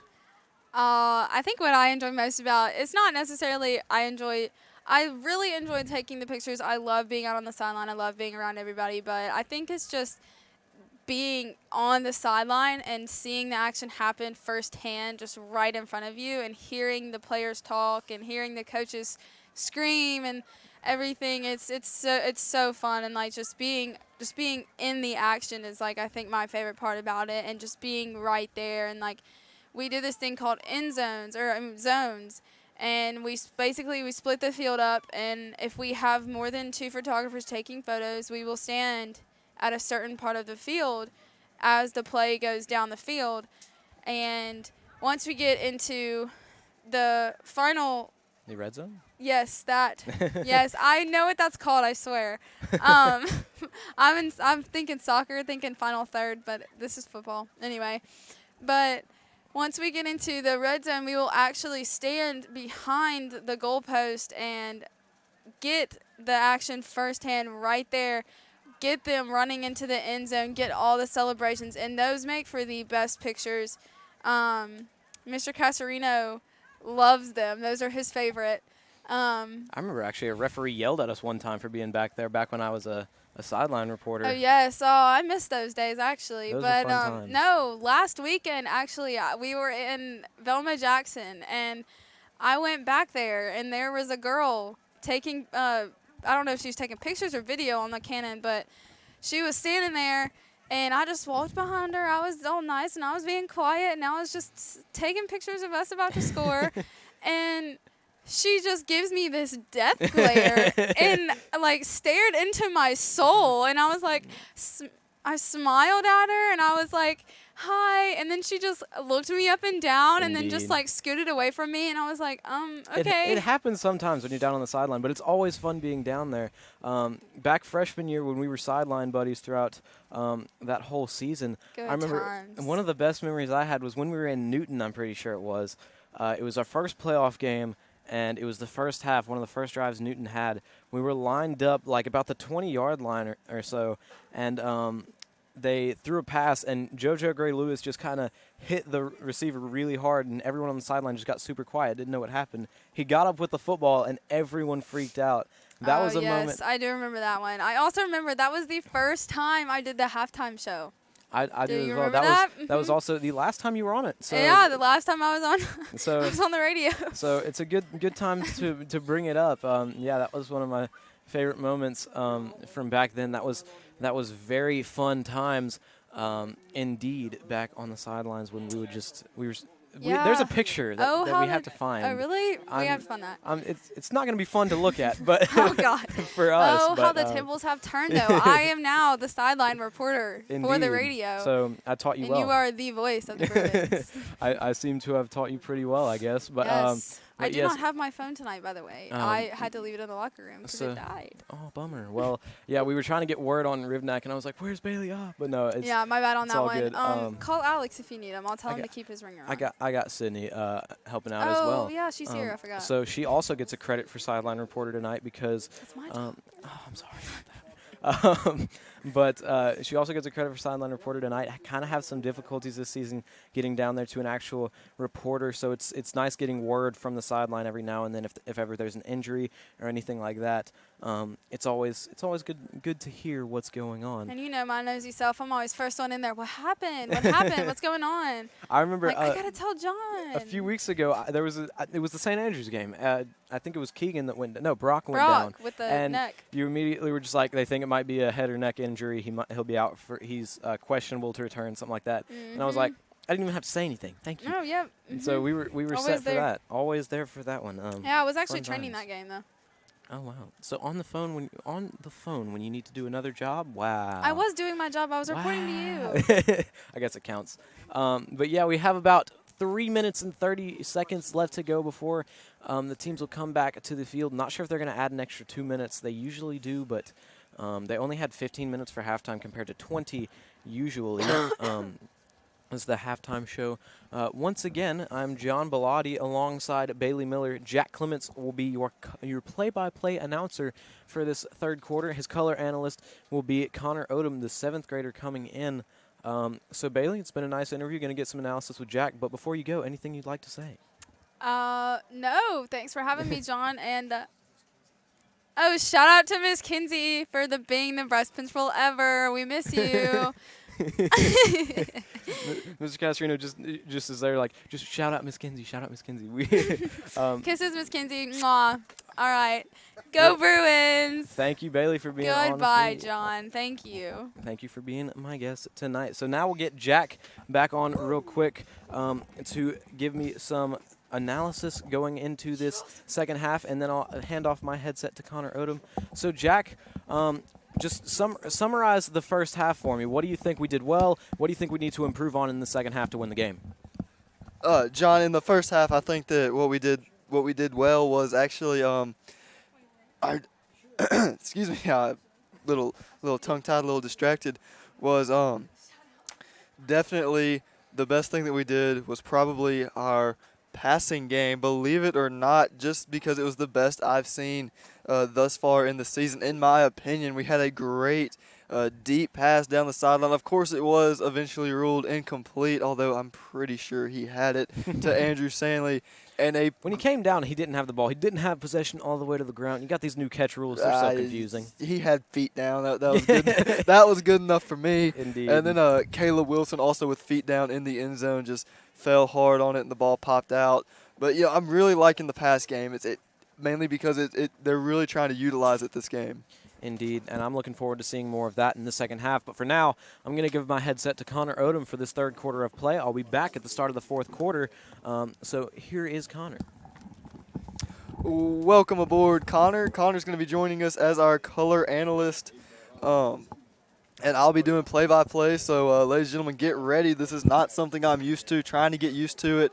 But either way, Connor, what did you think of that first half? The first half was great. I think, in my personal opinion, the running game was the best because all we went for was up the middle with Joe Pearson. And we usually got about 2, 3, at most maybe 5-yard gain, which mainly caused us to lose the ball or necessarily give the ball to the other team. I see. So, just looking forward, what did you expect to see out of the Bruin defense as we've had a little bit of trouble getting around these strong lead blockers? From the beginning of the first half, we saw that I forgot what it was called, crossing of the line. I forgot what it was called, offsides. I'm sorry. It's all good, man. Offsides, and that gave us a 5-yard gain, which was pretty great for the Bruins. And so, because I think the motion with Andrew Stanley mainly helped us with it. With that offsides? Yes. See, I didn't even know that was a hard count right there. I thought that was actually going to be a play, but I guess Coach Bond is always trying to say, we got to trick him. We got to trick him. And so we have seen a lot of hard counts this season, and the putting him in motion definitely was enough to kind of throw him off because they saw him running, they heard Hut, and they're like, we must be going. Somebody's moving. Mm-hmm. So that was definitely a key play. On defense, what would you say was the most impressive or biggest aspect of the game so far? The fumbles. The fumble recovery? The fumble recovery. And wasn't there a fumble recovery with a touchdown? There was. Keegan Helms picked it up. Well, he did not get the touchdown, actually. He got all the way down to about the 2, which was, I believe, I could be wrong, but from where I was standing, it didn't look like he got it. But, of course, you've got to remember, listeners, that we do have a view of about from the north goalpost to about the 20-yard line on the south end, just due to the wall of the press box and where we're standing. But that was an excellent heads-up play, as John called it, by Keegan Helms, just trying to make something out of capitalizing on the other team's mistakes, which, I mean, as we've seen in the past games, that has proven to be a very key factor. It's just that capitalization when the other team messes up. Yes. And also, from the last game in Velma Jackson, the Bruins did some kind of shift to the right or the left, and that kind of threw the offense. Talking about the offense- defensive line shift? Yes, the defensive line shift mainly had a gain of 5 yards, which was great for the Bruins at Velma Jackson, but I wonder if we can pull that off against South Delta. I've not seen that shift as much No. tonight. The Bruins are taking the field to kick this ball away, as South Delta will get the ball first in this second half of play. The score is 26-17, Bruins trailing By 9. by 9 points. There you go with those quick maths. That's one thing that I cannot do, is try and subtract the score. Glad to have you for that. I definitely rely heavily on John Baladi for that aspect. Once again, we'd like to remind everyone you are listening to Bruin Sports Radio on WJXC LP Jackson, Mississippi Catholic Radio. And you can also watch a live stream of the game on YouTube. And we apologize for the slight technical difficulty with the radio at the end of the first half. Our phone connection went dead, which could be just being out here with some AT&T. sort of lackluster cell service. But we did manage to get that fixed. I was scrambling across John and basically leaning across the whole desk, reaching for the phone, trying to power it back on. As both teams are on the field, it appears as though the refs are holding up play due to a play clock and scoreboard issue. Up here in the booth, we see the clock, the timekeeper, working to get that back online. But as soon as that is fixed, the play will resume. So, Connor, what are you looking for on this first defensive stand? The first defensive stand, I would say, is mainly, I really want to see that shift, mainly for entertainment purposes, so I can watch them get offsides. It's mainly just my point of view. The spider monkey Yes. maneuvering by William Turner. Yes. For those of you who don't know, he got that nickname because of the way he would shift in the West Lincoln game. He'd be lined up on all fours and just scuttle over there. And it reminded John of a spider monkey. And the nickname is stuck, and he's sort of embraced it at school as well. Lord. He's forever coming up to me and like, so, spider monkey, huh? And But it's sticking. we also apologize for our live stream with no scoreboard. So currently we have to look over where the wall is, of course, and tell you what the score is. So we apologize for that. That's okay. We are streaming live Yes. video tonight in real time. We will have all that worked out for our next game, which can't remember if it's Pisgah. It's Pisgah, actually. I was trying to remember if it was Pisgah or Pelahatchie. And the scoreboard is back online, and the refs are running off the field, about to whistle for the start of the kick. John Rivnak lines up to put a right boot into the ball right at the 40-yard line.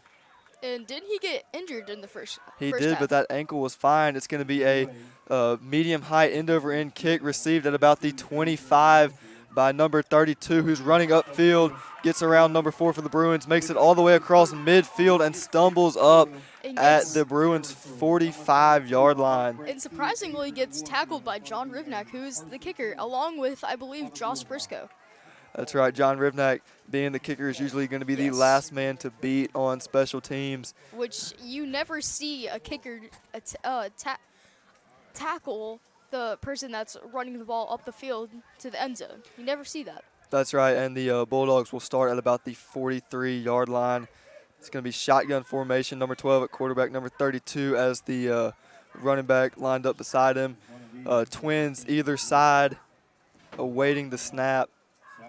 Receives the snap, hands it off to number 32, going to try and run up the middle. He will be stuffed by number 40, Joe Pearson, alongside number 54, Jaden Coleman.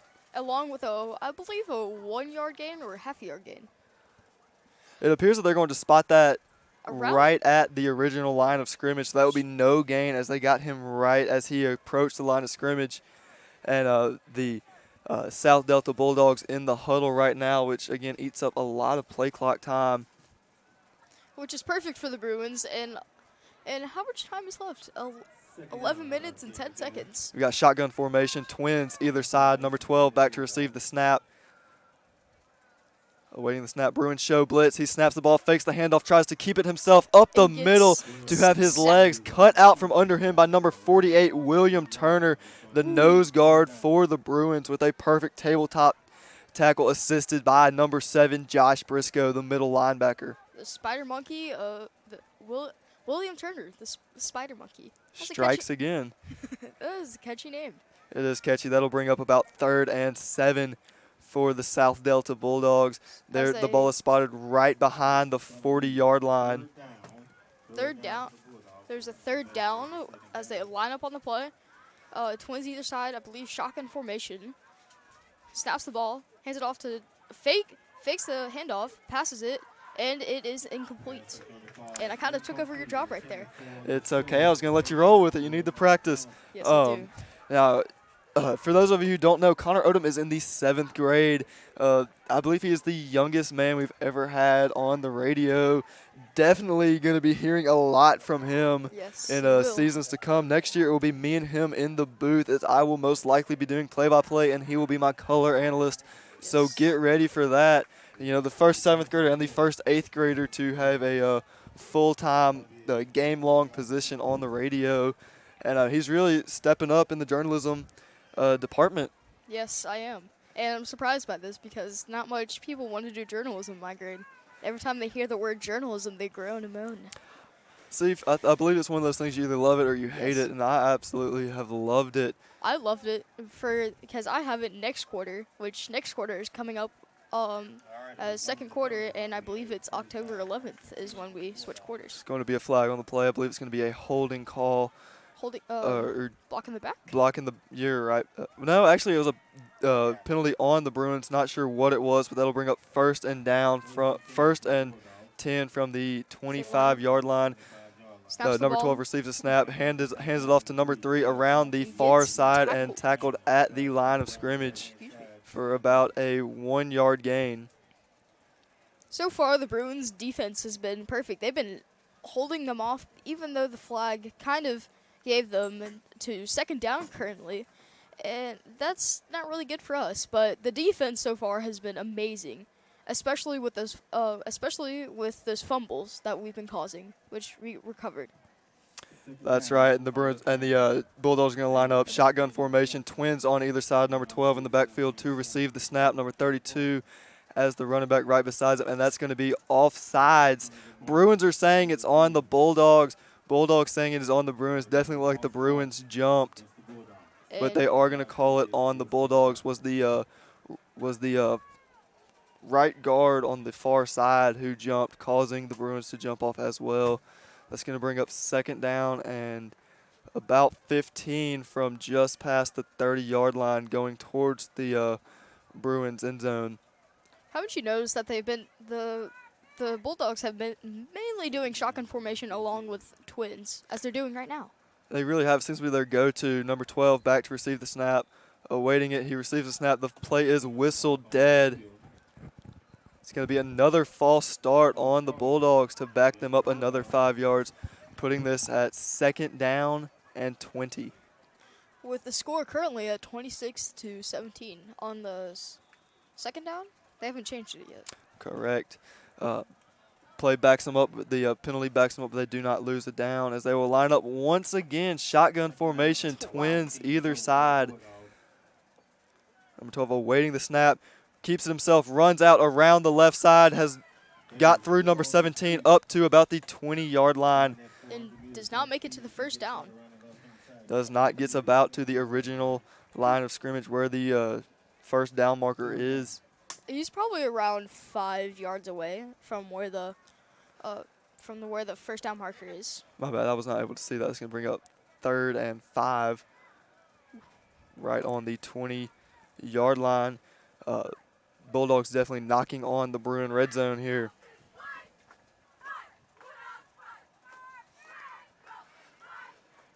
Same formation, number 12 at quarterback, number 3 right beside him is running back. Twins either side. Shotgun formation, receives the snap, drops back to pass, is looking right, throws right, intended for number 21, but it is overthrown, thrown to no one basically, but number 4, Antonio Handy for the Bruins was right there ready to clean up if the play was caught to land him with the And currently, we are on 4th down. And what do you think they're going to do? Do you think they're going to run the play, or do you think they're going to kick it? They have not kicked any PATs or not. attempted any field goals tonight. They're in the habit of going for 2, so I do not think we're going to see any field goal attempts by the Bulldogs tonight. They will definitely go for it.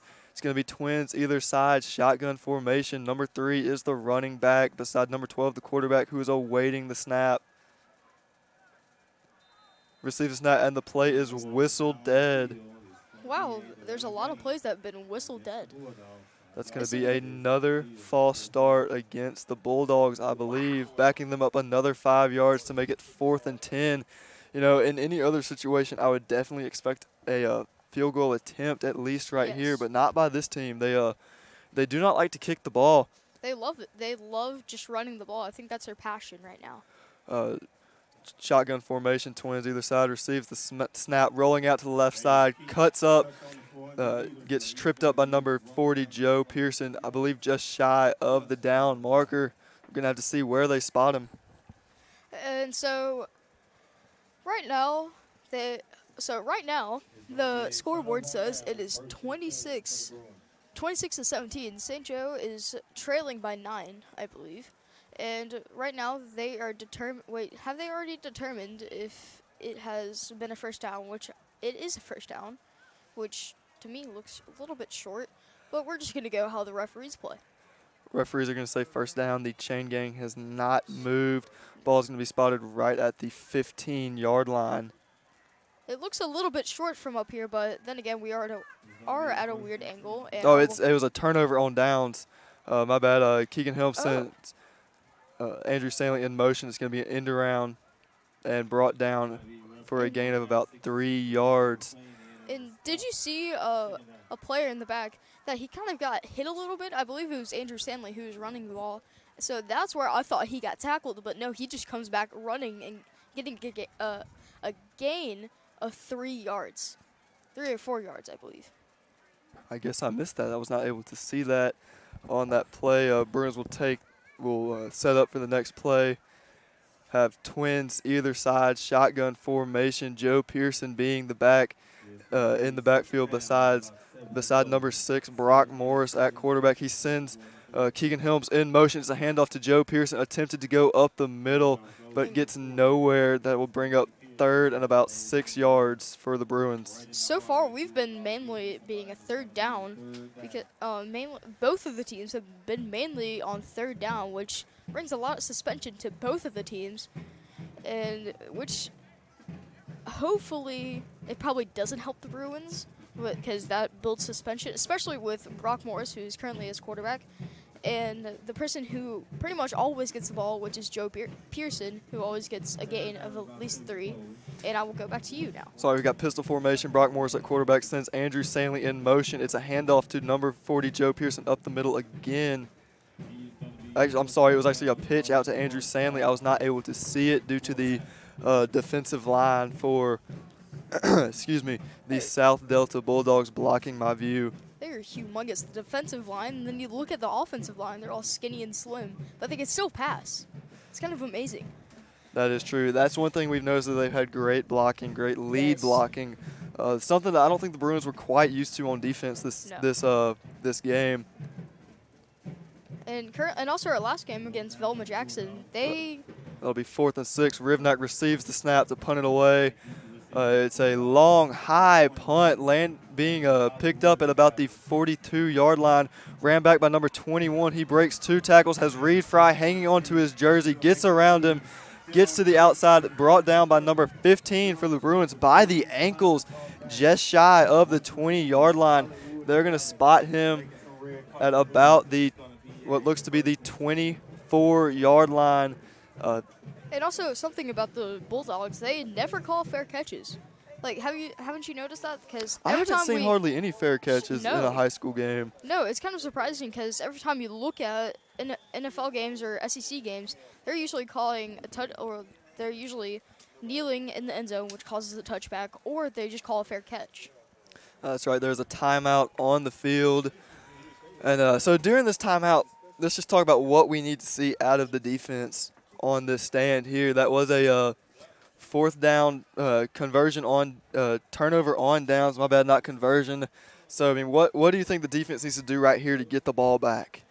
I would say just push through the defensive line, which whenever I played football, all we did was we line up on the line, and then we push forward and grab onto the back of their jerseys and throw them behind us and go straight for the quarterback, which generally I don't believe that usually happens. I think that's only for elementary, which when I played, and to be honest, I wasn't that good. And so it's okay, I wasn't either. That's why I'm in the booth. Yep. But it happens. So I really think that we need to just make sure we're watching the pass, cover the receivers, make sure that we can try and do anything to force a fumble or a turnover here. Fumble recoveries are great for the Bruins because we've currently had 2, I believe, 2 or 3. That's right, and the referee is going to see if they blow the whistle give the whistle for the play to be live. Number 12 in the backfield to receive the snap. Twins either side, hands it off to number 32. Coming around the left side has number 15 by the Bruins drag him out of bounds, along with assistance by number 17, junior defensive back Josh Briscoe. And the hard part is that the field is a little bit overgrown, so we can't really see if there's a flag or not, which there wasn't a flag. But I'm just stating in the future, if we do get any flags, that we might not be able to call them because the grass is so high up, which we can't really see their ankles.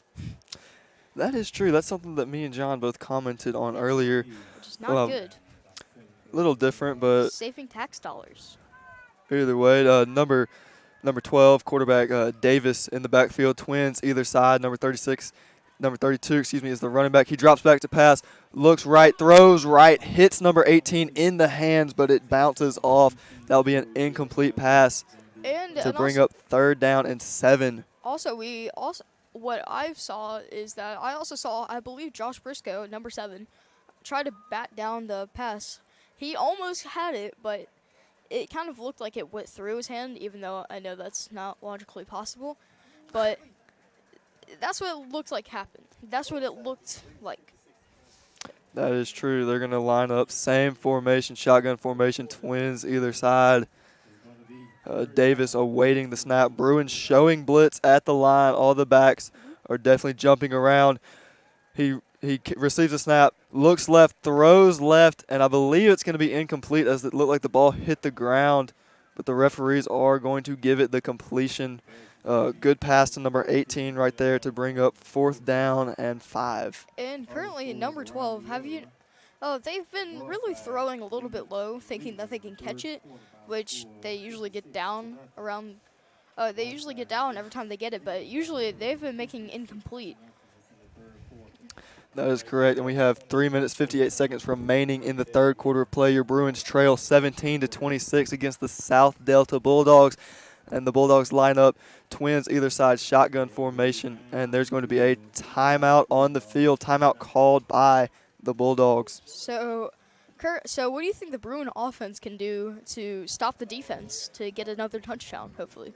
I believe we got to stop the offense right here on 4th down. If we get that conversion on downs, we're going to be starting with the ball at around the 20-yard line. So we're going to have to fight all the way upfield. But as soon as we do that, I want to see some great passes, some quick down-the-side passes to Andrew Sandley, maybe hit Reed Fry and Caleb Wilson in there. I really want to see the passing game. Yes, I really do too, because that really causes a lot of entertainment, which I feel like the whole entire game of football is about entertainment for an odd reason, even though they do make money off of that in the NFL, and I believe SEC for their school, I believe. But so far, the Bruins' defense and offense have both been great. Their defense has been making 2 fumble recoveries. And all right, number 12 is back to receive the snap. He drops back, looks left to pass, throws it up, intended for number 21. And That's a and it is touchdown. caught for a touchdown. I really thought that was broken up by number 15 for the Bruins. Had a hand in it, just was not able to break it up, and that's going to bring the score to 32-17 with 3 minutes and 39 seconds remaining in the third quarter of play. And as usual, the Bulldogs are going to go for two instead of trying to kick the PAT. There's 15 points ahead of us. Same formation, shotgun formation, twins either side. Number 32 is the running back in the backfield. Number 12 awaits the snap. He gets it, keeps it for himself, tries to go up the middle, is stopped by the Bruins, and there's a flag thrown on the play. And the funny part was that it actually hit one of the players, which that is true. Waiting to see what the call is.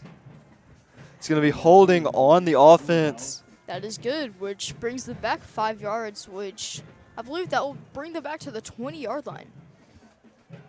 And so far, the Bruin defense has been mainly stopping them, which is great, especially with those holding calls, which is not really good for their players, but it still pushes them back. They're going to attempt to go for two again from just past the 10-yard line. They're in the huddle awaiting the call from their coach as number 12 runs on the field with the call for the team. Bruins definitely need to get a stand right here. We've got Sam Harrison, the center, lined up as nose guard right over the football. We've got trips near side, one receiver far side. Number 12 drops back to pass, is looking right, throws right for number 21, who is wide open in the end zone. Was able to trick up Caleb Wilson and just get wide open for the 2-point conversion. So, what do you think the Bruin offense can do to stop the Bulldog defense? Yeah, I think the Bruin offense needs to come out. They got to come out strong. They got to come out fast right here.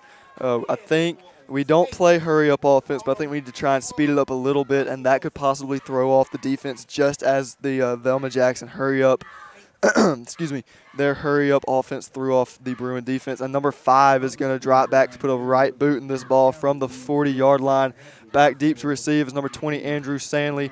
Number 10, Keegan Helms, and it is received in the middle. Bobbled by number 25, Caleb Wilson. Tries to get to the outside. Gets there, but gets taken down hard by number 18 for the Bulldogs. And they're going to spot the ball at about the 20. Where's the referee? About the 20-yard line. Our special teams, Caleb Wilson, he's been mainly the one that's been receiving the ball. You never really see Andrew Stanley. Joe Pearson, I never see on special teams. You mainly see him as, I would say, a cornerback in defense and a running back in offense. Never really see him in special teams. You only really see the person that recovered it, which I forgot his name already. That is true, and the defense will start this drive with sending Andrew Stanley in motion, receives the handoff from Brock Morris coming up the middle and gets stopped at the line of scrimmage. That'll bring up 2nd down and 10 for the Bruins. So far, the Bruin offense mainly has gotten 1-yard gain with. Well, I think it wasn't a 1-yard gain.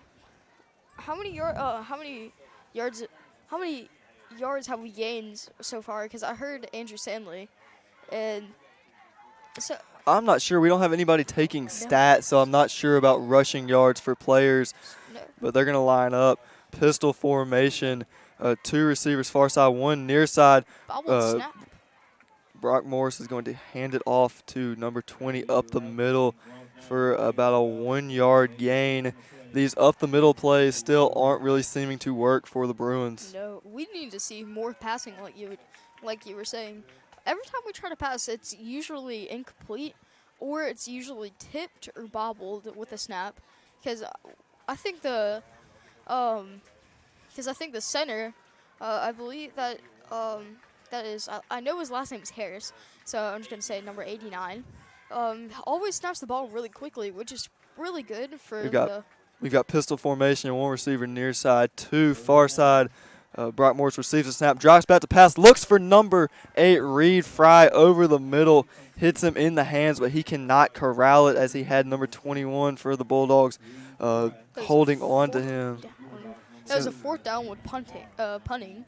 And so far, and John Rivnak, so do you know how he injured his leg or his ankle? I believe he was hit right after the kick and just kind of rolled his ankle a little bit, but it seems like he is fine right now as he has been back on the field immediately after for the next kick, and he is ready to punt this ball away.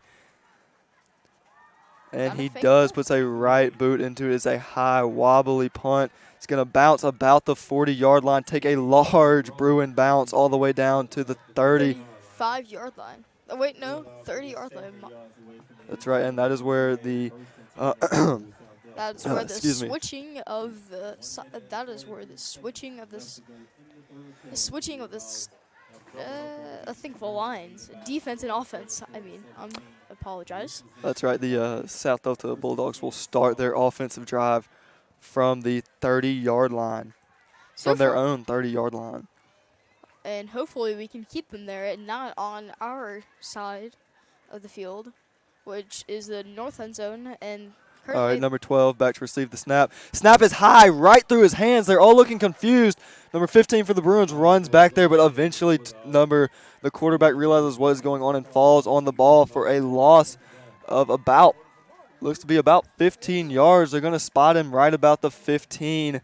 So far, there's been a lot of bobbled snaps, especially with both sides of the team, the quarterbacks. As you can see, the result is multiple fumbles. Same formation, trips near side, one receiver's far side, awaiting the snap.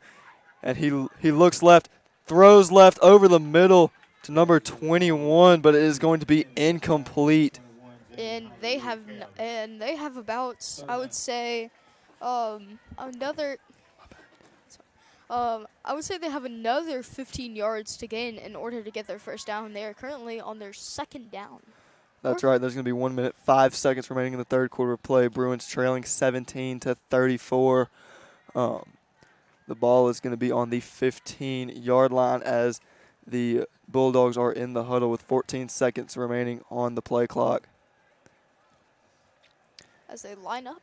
Defense is set. It's going to be, once again, trips near side, one receiver far side. Number 12 awaiting the snap. Looks left, throws left as a screen to number 20, who comes up, has to beat out Caleb Wilson, and Caleb Wilson gets him around the ankles right at the 30-yard line. Excellent play by Caleb Wilson. See, we can't really see where the markers are because when they aren't on the field, they are on the sidelines of the field. And every time where the player gets tackled or runs, the players are usually on the orange markers. So, and also we're at a weird angle to see them. That is true. They're gonna line up to punt this ball away from the original line of scrimmage. Actually, no, they're not. They just have a deep back, twins either side, pistol formation. It is a punt, actually. It was odd. That was a weird bobbled punt because of the way he kicked it. So far, the offensive line is now lining up as a turnover on downs. And so as they are currently trying to line up, they are switching. That is right. The Bruins are going to have the ball right at their own 45-yard line to start this drive. They've definitely got to put points on the board right here. Yes, they do. Hopefully we don't get any more bobbled snaps as we see number 10 lining, going back to the sidelines. Brock Morris in a quarterback, twins near side, one receiver far side. Keegan Helms in the back sends Andrew Stanley in motion. It's a handoff to Andrew Stanley trying to get around the far side, and he gets stopped right about the line of scrimmage by a whole host of Bulldogs. Yes. And that is now the fourth quarter, and now I will be switching to. Now John Baladi will now be coming into as the play-by-play announcer. Ladies and gentlemen, at the start of the fourth quarter, the Bruins still trail 17-34. For the radio people, I apologize if I sound a little bit redundant, trying to say the score as much as possible. just because we do not have a scoreboard on the live stream. Welcome back, John. So glad to have you back. I was stumbling through the play-by-play just a little bit. Definitely got to practice on that. Connor Odom, the color analyst, did a great job there. Definitely going to have to play some Madden a little bit more, trying to brush up on my play-by-play. You know what I would recommend? What is that? I'm going to stop recommending Madden, honestly. I'm going to start recommending. So do you have a PlayStation 3? I play on my brother's PS4. Do you have an Xbox 360 or a No. PlayStation 3? Well, never mind then. Just I was going to PS4. say, there's a PlayStation 3 game you can get for $3 at GameStop. Is it that All-Pro Football? Yes, it is so good. Because not only does it teach you about football pretty well, like, it can help you learn about football, but, like, it's a great game, and it's so fun to play. Anyways, so in John Baladi, the video game extraordinaire. So in the third quarter, though, not much happened on defense because we did very well. We shut them down very much. So only thing is, special teams got to work harder. That's my analysis for that. Special I agree teams, with you 100%. Special teams has got to work harder. Like that's the biggest issue because our defense is stopping them well. Our offense is, we're not getting a lot of yardage, but the thing is, a lot of these runs are open. Wyatt Davis was talking to me and Coach Bond on the sideline kind of saying, hey, this is wide open every time we run it. We need to run this play more. And Coach Bond kind of said on the sideline as well, I think we're going to stick with the run a little bit more this half. So we're going to have to keep trying hard on that one. With the Bruins bringing in a tight end now, actually, sending Andrew Stanley in motion, throwing it to the right side. Caleb Wilson is open, and he gets a fantastic catch, but he actually drops it, so they'll call that incomplete. A flag is down. They're going to say holding on the defense. That'll be an automatic first down for the Bruins. But yes, so defense is doing really well. Offensive line is doing well. The run game is opening up. Even if we're not hitting the right holes, the holes are there, so we can help them out. So we can help them out a little bit. Help out the running backs on the offensive noticed line. the accent change. Indeed. Quite nice. But yeah, all we got to do is just get those running lanes, notice them when they're there, get upfield, and get tackles on special teams. I was talking with a couple of the coaches, and Coach Howell was down there, and he mentioned just all that's got to happen is we just got to punt the ball a little bit higher so our special teams unit can get down to where it is and down the ball. We don't need to let up these big returns. So if we can let that happen, then we'll be set, I think, when it comes to special teams. As we'll line up now once again in the shotgun. Josh Briscoe is a tight end on the near side. We have one far side and two near side. Brock Morris receives a snap. He rolls left. He looks left. Josh Briscoe is open. He bobbles it, but he drops it. They're trying to say it's a fumble. No whistle, but the head referee blows the whistle dead. It says incomplete. The rest of the referees didn't do anything. So it looked like the rest of the referees definitely thought it was a fumble, as did the Bulldog stands. From what I saw, it almost looked like it, but he kept bobbling it, so he never had total control. And ladies and gentlemen, once again, you are listening to Bruin Sports Radio on WJXC Jackson, 107.9 FM, Mississippi Catholic Radio. Indeed, you are, as it is now hitting 9 o'clock, 2 hours since kickoff here. 11 minutes and 42 seconds left to go in this ball game. Shotgun formation, twins on either side. The quarterback, Morris, is awaiting the snap. He receives it. He looks left. He throws left in the flat. It is too high for Andrew Stanley. Morris actually mentioned he got hit in the hand pretty weird on one of those plays, and he came off saying he was favoring it a little bit, and Coach Bond was like, hey, what is it? And he goes, it's my hand. I thought he said it was his head, but Coach Bond was like, keep going, so I figured it had to have been hand. And then they were talking about maybe running the ball a little bit more as the second half goes along. And so now Brock Morris will line up once again. Pistol formation. Twins on either side. He receives the snap. He looks left. No, it's a Joe Pearson screen pass. They stop at that time. He's fighting for as many yards as he can. They actually help us out. They give us a couple more yards. They sure did. Number 66 running in from the backfield to knock him forward. Interesting play there by the defense. Give us a couple yards, even though it was not enough, as that'll bring up 4th and 10. And we're going to go for it. We have to now. There's no point in not doing it. Can't punt, can't try for a field goal at this range. So we're going to line up. Brock Morris is going to line up at the 45-yard line. Ball is at the 40 in the shotgun formation. Twins on either side. Fry and Stanley on the near side. Wilson and Briscoe on the far. It's a quarterback punt. Okay, so that's actually that's a good call. That's a really good call. Ball goes out of bounds at the 14-yard line. Wow. Wow. Not quite as good as a fake punt would have been, but you know. Mr. Rivnak said, Coach Michael Rivnak said that they almost, John was saying he almost wanted to try a fake because they stopped rushing him. He said he could have run for it, but I think they should nothing there. definitely at some point try a fake punt. But I like the quarterback punt. It's like I do. it's like a It's a Bill fake, Belichick. it's a fake pass punt. It's a Bill Belichick invention, really. I feel like because that's the only time I've ever seen it run was by Tom Brady. But yeah, it's a smart thing. It gets a shorter punt. In a pooch punt like scenario, they're not ready for it. You can get the ball a good bit down the field and sometimes pin them deep. So it helps out. As they line up in the shotgun, trips near side, they're going to do a quarterback keeper on the right. Joe Pearson, who has been everywhere tonight, gets him tackled down. He'll fall down at the 20-yard line. That'll be a 6-yard gain. So even though Pearson got there early, it was still a 6-yard gain for the Bulldogs. That's correct. And then, that's one thing this offense, their speed is getting to us a little bit on defense, but we have some very speedy DBs. So, I mean, it's pretty much been a good match.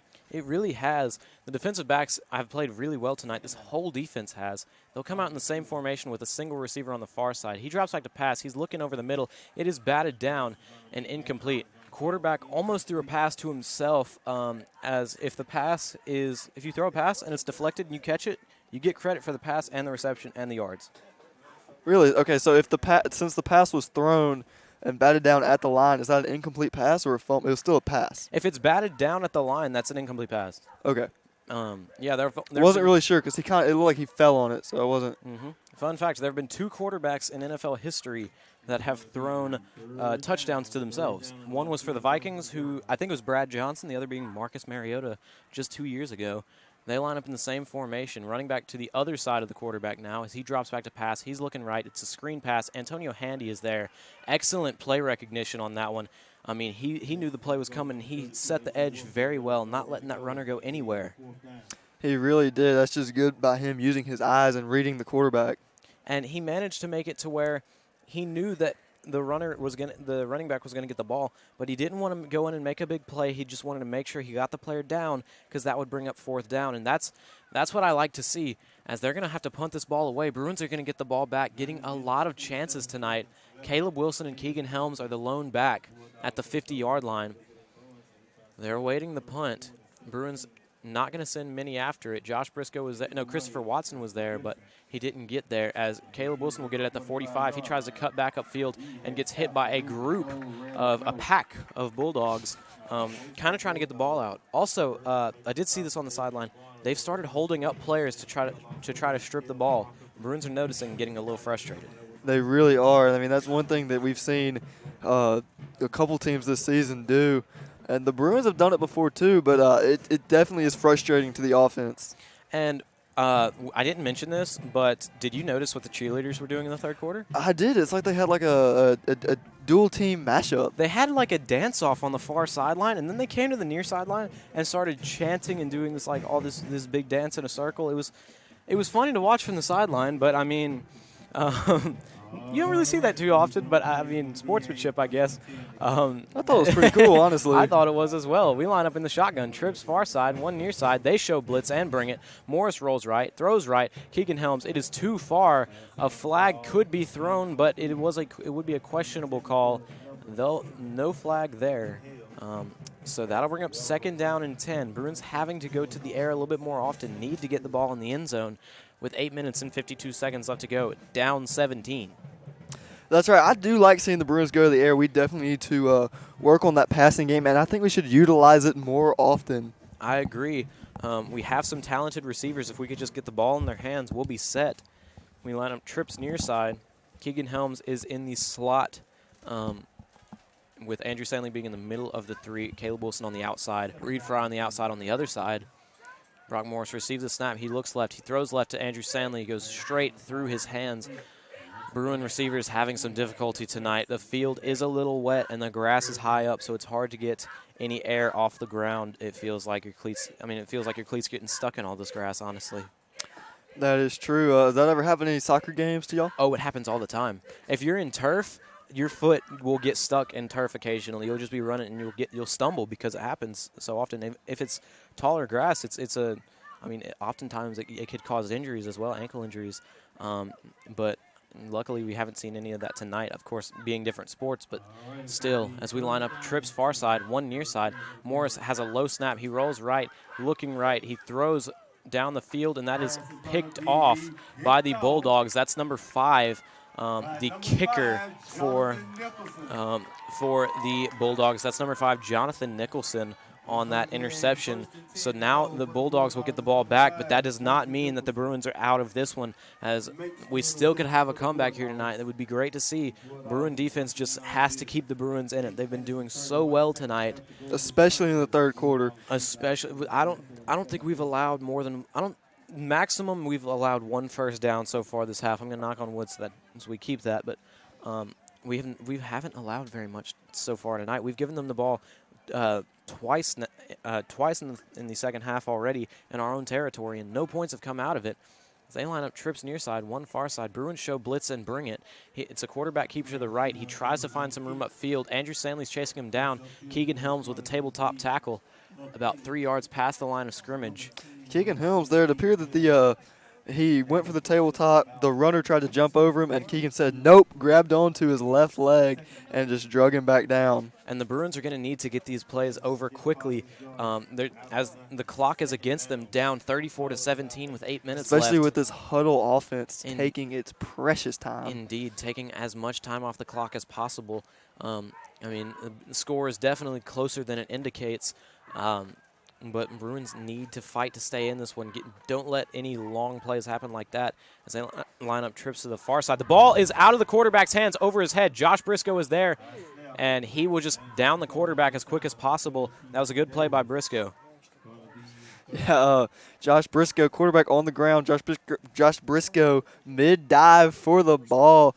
Causes the two of them to slide back about 3 yards. And maybe the spot a little bit, too, as that brings up 3rd and 27.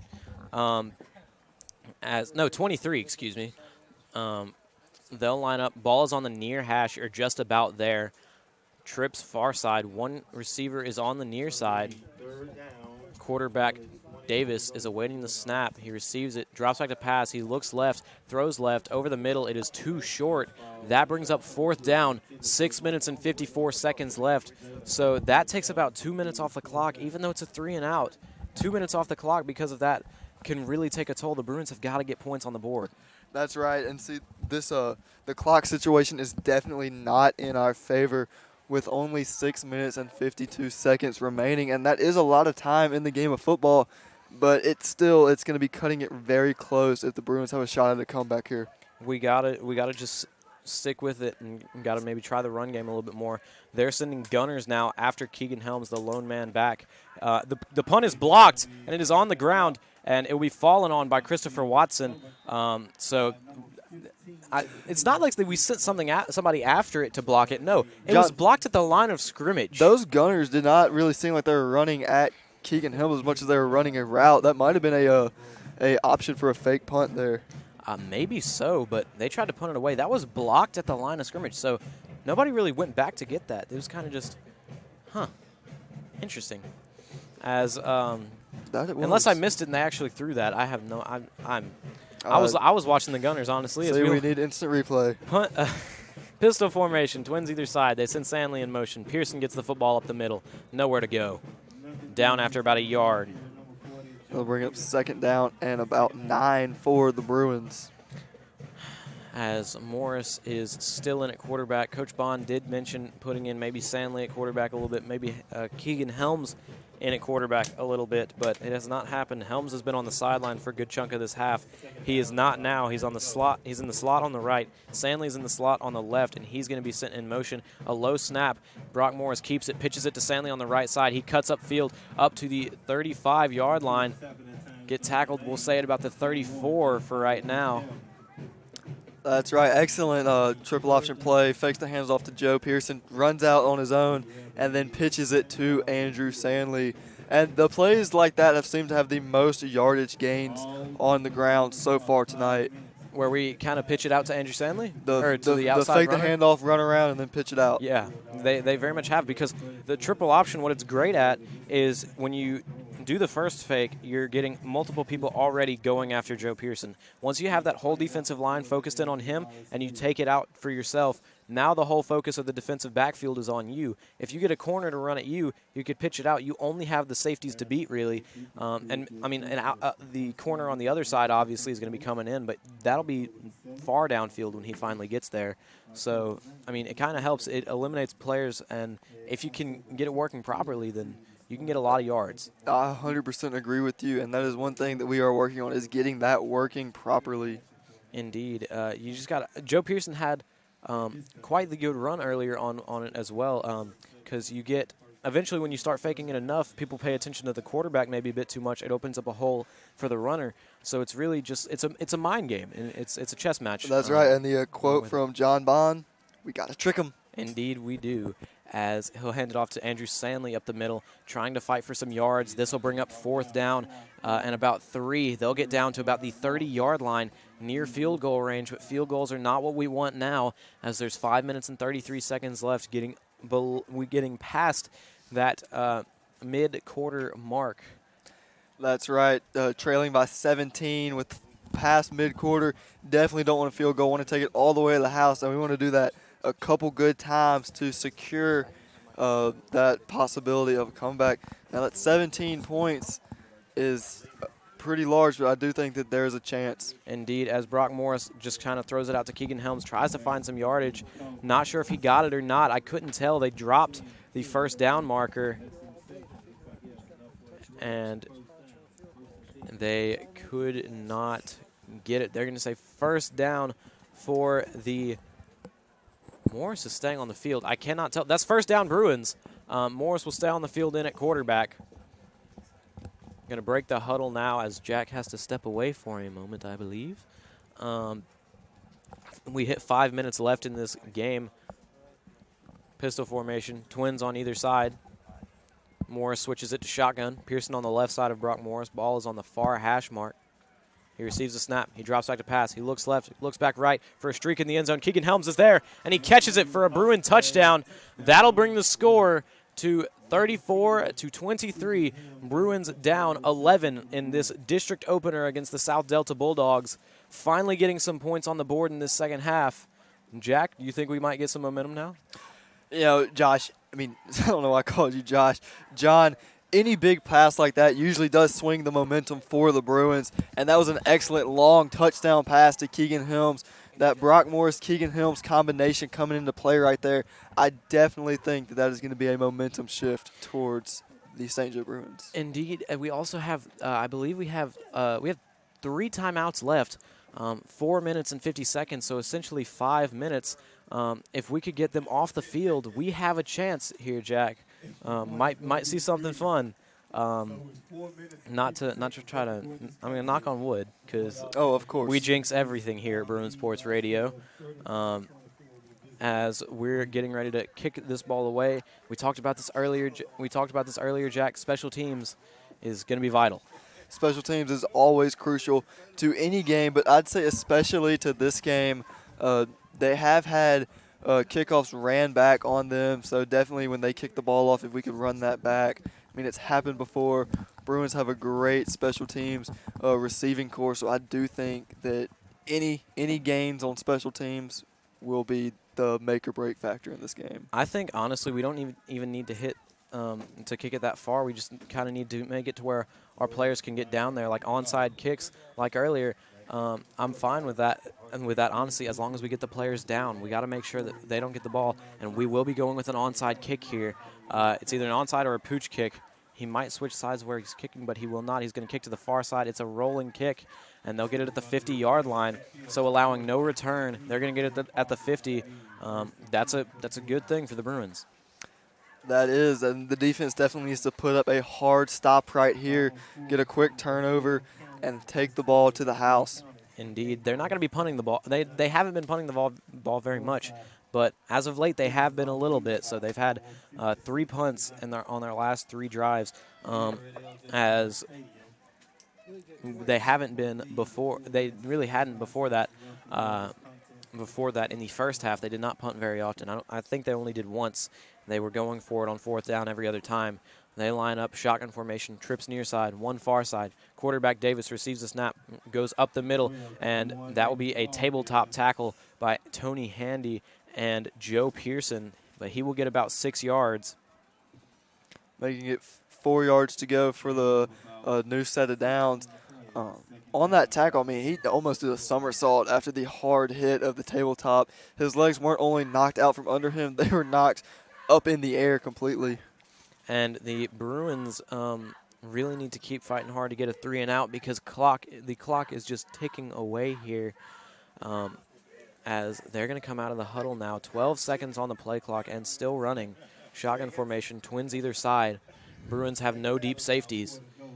Quarterback awaits the snap and gets it. He hands it to his running back, number 32, who's getting chased down by multiple Bruins who will get him down after maybe a 1 yard gain. The clock keeps running. It'll be number 4, Antonio Handy, bringing him down. That's a timeout there, I believe, by the Bruins. While we have this timeout, we'd like to give a shout-out to the legend himself behind our radio productions over at St. Joe campus, brother Bob Droll. Taught me religion in 8th grade, taught Jack religion in 10th grade. 8th and 10th grade, I might add. He taught my 8th grade year. He went on to become a full-fledged brother while I was a freshman, and then he came back to St. Joe. He was Mr. Droll in 8th grade, Brother Droll in 10th grade. Quite the legend, indeed. Really is. And also, he was on the Bruin Buzz Live this week, so if you missed it tonight, be sure to tune into that Monday morning at 7:30. And also, you can catch it on Wirecast, Anchor, Spotify, and pretty much wherever you listen to your podcasts. I'm the host for that, and this week I was joined by, as I said, Brother Droll and Mr. Dennis Dillon talking about bowling, archery, and more. Mr. Dillon is an interesting character to talk to, but Brother Droll, quite the legend. I'm sure he's hitting bullseyes in archery every single time he goes up to shoot. As they line up now, trips far side. He looks to throws downfield, almost picked off by Caleb Wilson. Arguable pass interference, but there was pushing both ways, so it's no big deal there. That's going to stop the clock, though, so I think that's a good call for the Bruins. Glad that they did that. Glad that they threw the ball there. They might be going for it. I don't see the punter on the field. 3 minutes and 41 seconds left. If the Bruins can stop them here, we'll have some good field position. But we got to fight hard. Got to fight through to the end. That's right. This would be great field position if we could get that stop right here. The defense definitely needs to, draw a hard line and make the stand. Just make sure they cannot get by you under any circumstances. They line up, trips far side, one near side. Davis awaits the snap. There should be a penalty. He throws it over the middle, and it is dropped. No penalty there. Incomplete. Not all their players were set, is what I was saying, so illegal formation could be called. But no complaints as we get the ball at the 44-yard line. Ain't no complaints. Got 56 yards to pay dirt. 3 minutes and 34 seconds left to go in this game. Bruins down 10 points against the South Delta Bulldogs in their district opener. Bulldogs once again undefeated on the season as of yet, but the Bruins might give them a run for their money here. They line up now. Brock Morrison at quarterback, Keegan Helms and Reed Fry on the far side, Caleb Wilson and Andrew Stanley on the near side. Joe Pearson is on the near side of Brock Morris on his left, lined up in the shotgun. Morris receives the snap. He drops back to pass. He looks right, throws left to Andrew Stanley, who is open, but it is a bit underthrown and batted away. 2 men were there as Andrew Stanley is looked a little shaken up, but he is good, kind of limping back to the line of scrimmage there. That's right. Andrew Stanley was in heavy traffic right there, covered by 2 receivers, 2 defenders, number 7 and number 18.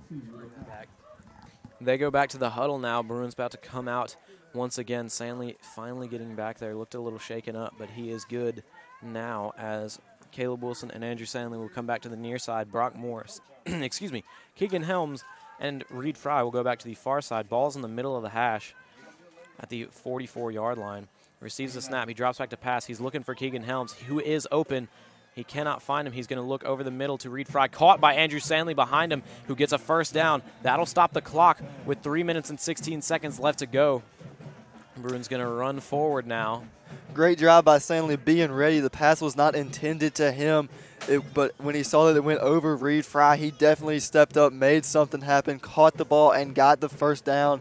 and a new set of 4 downs for the Bruins. Indeed, as we line up at the 45 now in Bulldog territory, they hand it to Pearson up the middle, who finds a hole and is into the defensive backfield. He gets up for another first down at the 34-yard line. Bruins getting closer to field goal range here. This might be something, Jack. This might be something, John. We hit 3 minutes left in the game. That is true. Bulldogs are calling a timeout, so that they're looking maybe a little flustered. Mr. Castrino keeps giving the first down signal up here in the booth, so I apologize if you hear Jack's whisper laugh over there because of it. I've really perfected that whisper laugh due to having this headset on. I mean, you kind of have to. It just happens sometimes. It's like a muted laugh. I'm over here like hysterically, but not making a sound. Every time. As we're going into the timeout. Bruins kind of attempting to mount a comeback here. Down 10 against the South Delta Bulldogs in district play. Once again, district play is the rest of the season for the Bruins. District play and playoffs. Got South Delta this week, Pisgah next week, I believe. Then we have a bye week followed by Pelahatchie, an away game at Pelahatchie, and then senior night against Riverside. But for now, we got to focus on getting out of here with a W. The Bruins have gone back to the passing game as of late and have done pretty well, as they're going to come out now once again. 18 seconds on the play clock and still running. Got the call from the coaches. Joe Pearson kind of limping on his way back out after that big run for a first down. Pistol formation, twins on either side. The quarterback, Morris, is awaiting the snap. He receives it, drops back to pass, looking left, now throws right, deep to Keegan Helms. It is too far. Once again, another arguable case for pass interference, but maybe just a bit too far. I didn't see it on that play. I did see a near interception by number 18 for the Bulldogs coming in hot trying to get the ball. Now, Jack, there was a defensive pass interference called in the third quarter. Did you notice if that was a 5-yard penalty or if it was a spot foul? Because it used to be 5 yards, but we thought it was a spot foul. It looked like they were giving it a spot foul. All right, good to know as we go forward. Brock Morris keeps the ball for himself and gets clobbered by the defensive line. That could be a delay of game. They're fighting over the football. Flags are being thrown. That has been happening with South Delta all night, kind of getting down on the ground and players arguing over who has the football. Nothing called throughout the game for the most part, but now a flag will be thrown. Not sure if that's on Morris or if it's on the South Delta Bulldogs. Going to call unnecessary roughness on both teams. Those penalties offset. So I believe they just reset. They might. I'm not sure if they redo second down or if they're just going to let it stand. Usually it's a redo of the down, but since it's on both teams, wonder what the protocol is. I think it's offset, so they should replay second down, but they might let it stand. They're letting it stand as third down. As at the 40-yard line, this could put a hand grenade in the Bruins' comeback hopes. 2 minutes and 21 seconds left to go in this game. Bruins have got to fight hard for every yard. If we could amount a comeback in this one, it would be legendary, let's just say. Got to keep fighting. The referees still contemplating what to do. They're not moving the football. Jack, did you see what happened? It looked like just a little scuffle over the ball.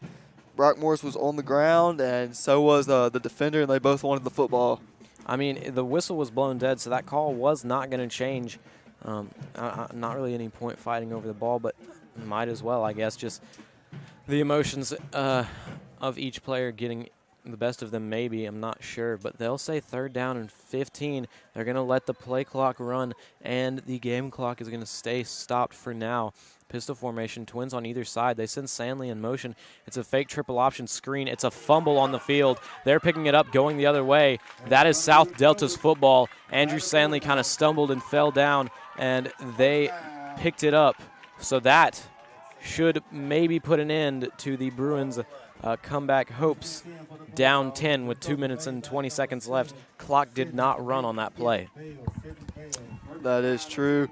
And Andrew Stanley, he was running out for the screen pass, prepared to get it, tripped up, and just fell and the ball was already thrown, so he was not there to catch it. It's just unfortunate. I'd like to point out, I think this is funny to point out. So we go on radio through a phone call. We're hearing the echo of ourselves in that phone call. I think that's funny. So we're kind of listening to ourselves on radio as well. As You hear yourself? I do. As they drop back to pass, they throw it over the middle. It is caught by number 21. I heard you a moment ago. It's only every now and then, but it is Interesting. It might be something to do with the connection cable. So I haven't heard that, but it is possible. All of you radio listeners, we're listening to us as well, so thank you for that. As we will line up now for a first down. This is the second first down of the half for the South Delta Bulldogs.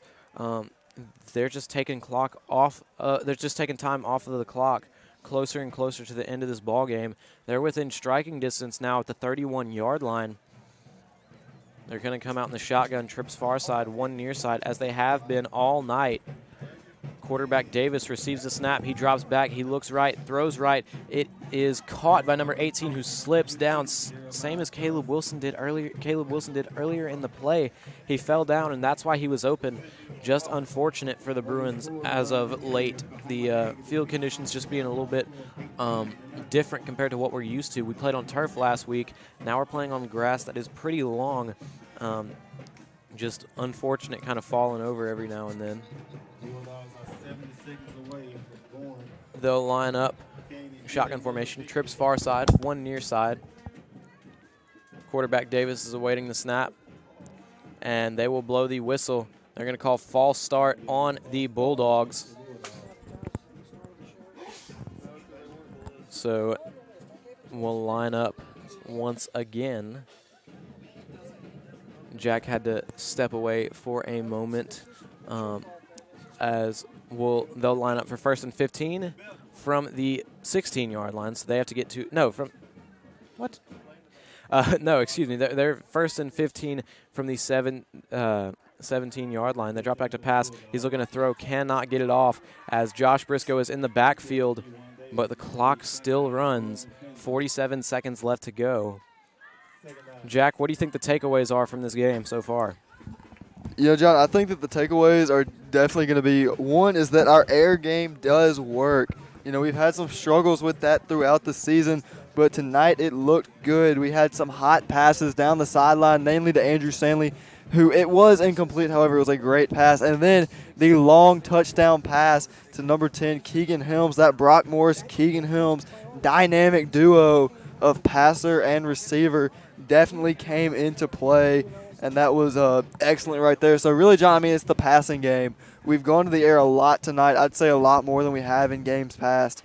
And I really enjoyed seeing that.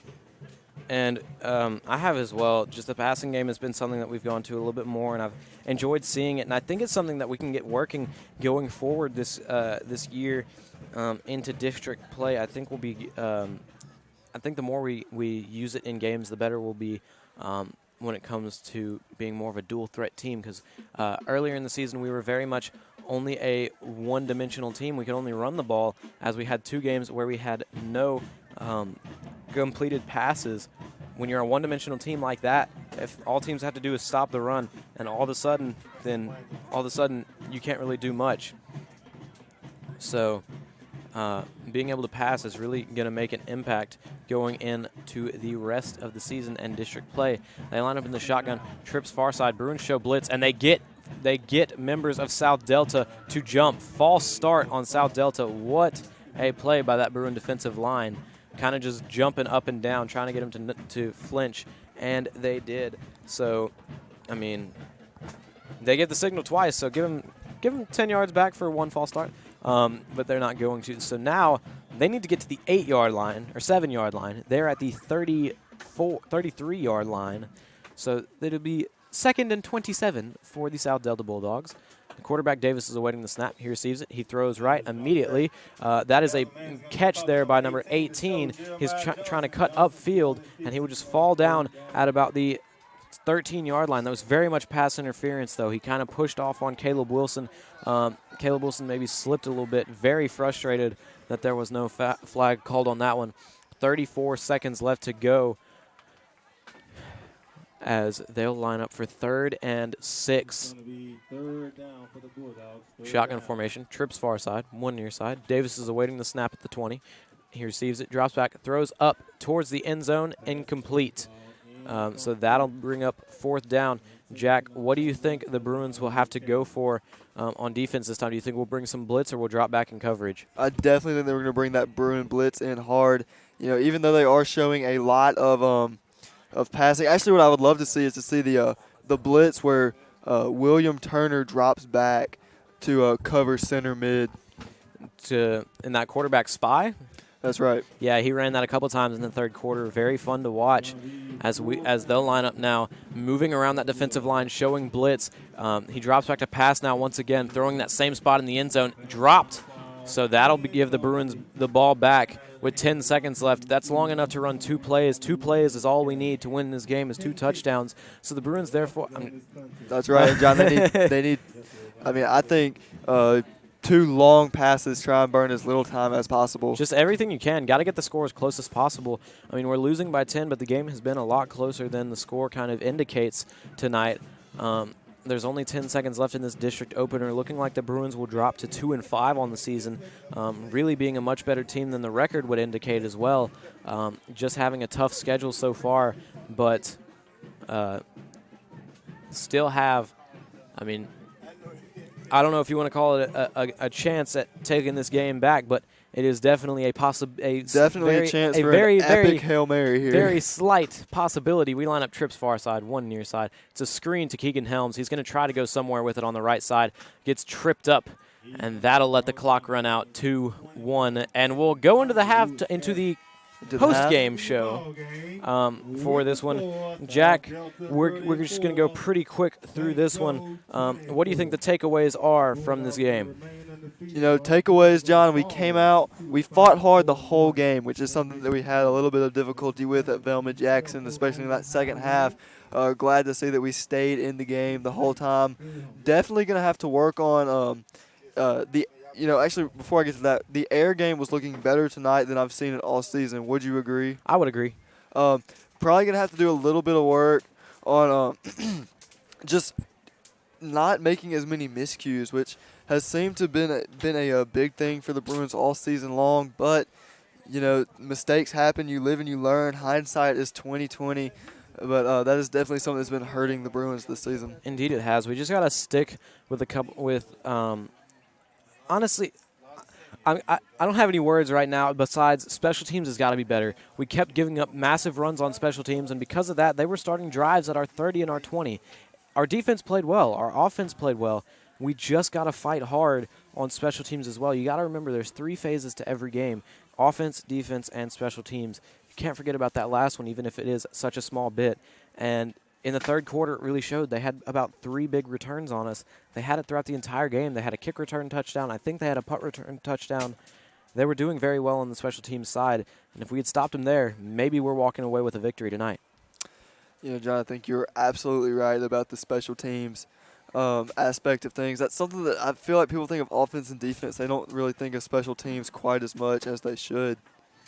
And, yeah, I agree. We'll mention offensive and defensive player of the game. Defense, we can mention Josh Briscoe, Joe Pearson, and Keegan Helms for all the tackles that they were in on. Offensive player of the game, I think it's safe to say Joe Pearson we can mention because he was getting the ball early and often and had it throughout most of the game. And he has the dirtiest jersey over there in the Bruins huddle after this game. I definitely agree with your selections there. I mean, those guys definitely did. They showed up and they showed out. Oh, I heard the echo that time. They showed up and they showed out and fought hard the entire game. Indeed they did. Jack, before we close this one out, is there anything else you'd like to say? I'm looking forward to next week's game. Going to be great. Bruins just need to work on a few minor things, just trying to limit the miscues as much as possible. But overall, I thought this was a good game, and be sure to tune into the Bruin Buzz Live. Got to get that self-promo. Every break, we got to get a self-promo in there. Seriously, Spotify, Apple Music, Anchor. Bailey did it, now you are. Wirecast. Tune in. Well, not tune in. Well, Pocket Cast. there you go. All the podcast platforms. Well, for now, we're going to close this one out. Thank you, Jack, for that. That's it for this week's live streaming webcast and live radio broadcast of St. Joseph Catholic School football. You've been watching St. Joe football live on Bruin Streaming Television and listening live on Bruin Sports Radio on WJXC Jackson, Mississippi Catholic Radio. Thanks to Jack Clements for joining me in the broadcast booth tonight, as well as Connor Odom working as a third-quarter sideline reporter, and Bailey Miller and Sydney Shoemaker for working as our sideline and injury reporters. Our video and technical director was Christian Davis, and our studio producer at WJXC on the St. Joe campus was Brother Bob Droll. Thanks to all. We also want to thank our streaming webcast and radio broadcast underwriters, C-Spire, Bank Plus, Brad Miller eXp Realty, Fossil Fuel CrossFit, Bell Brothers Inc. Heating and Air Conditioning Specialists, Clements Realty, Brunini, Grantham, Grower and Hughes, the Crest Group, and Small Talk Speech Therapy, as well as Brent's Drugs.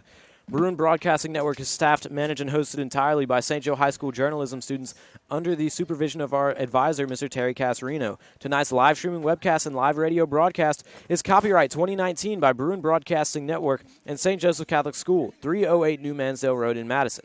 Reproduction and or rebroadcast of this game is strictly prohibited. Join us again next week when the Bruins will be back at home for their second district game against the Pisgah Dragons. Airtime for our pregame show will be around 6:45 p.m. on the Bruin Broadcasting Network. We hope you will join us. I'm John Baladi, reminding you once again that the final score from here in Rolling Fork, Mississippi is the South Delta Bulldogs 34 and your St. Joe Bruins 24. Thank you for joining us. We'll be back again next Friday. Until then, have a great week and go Bruins.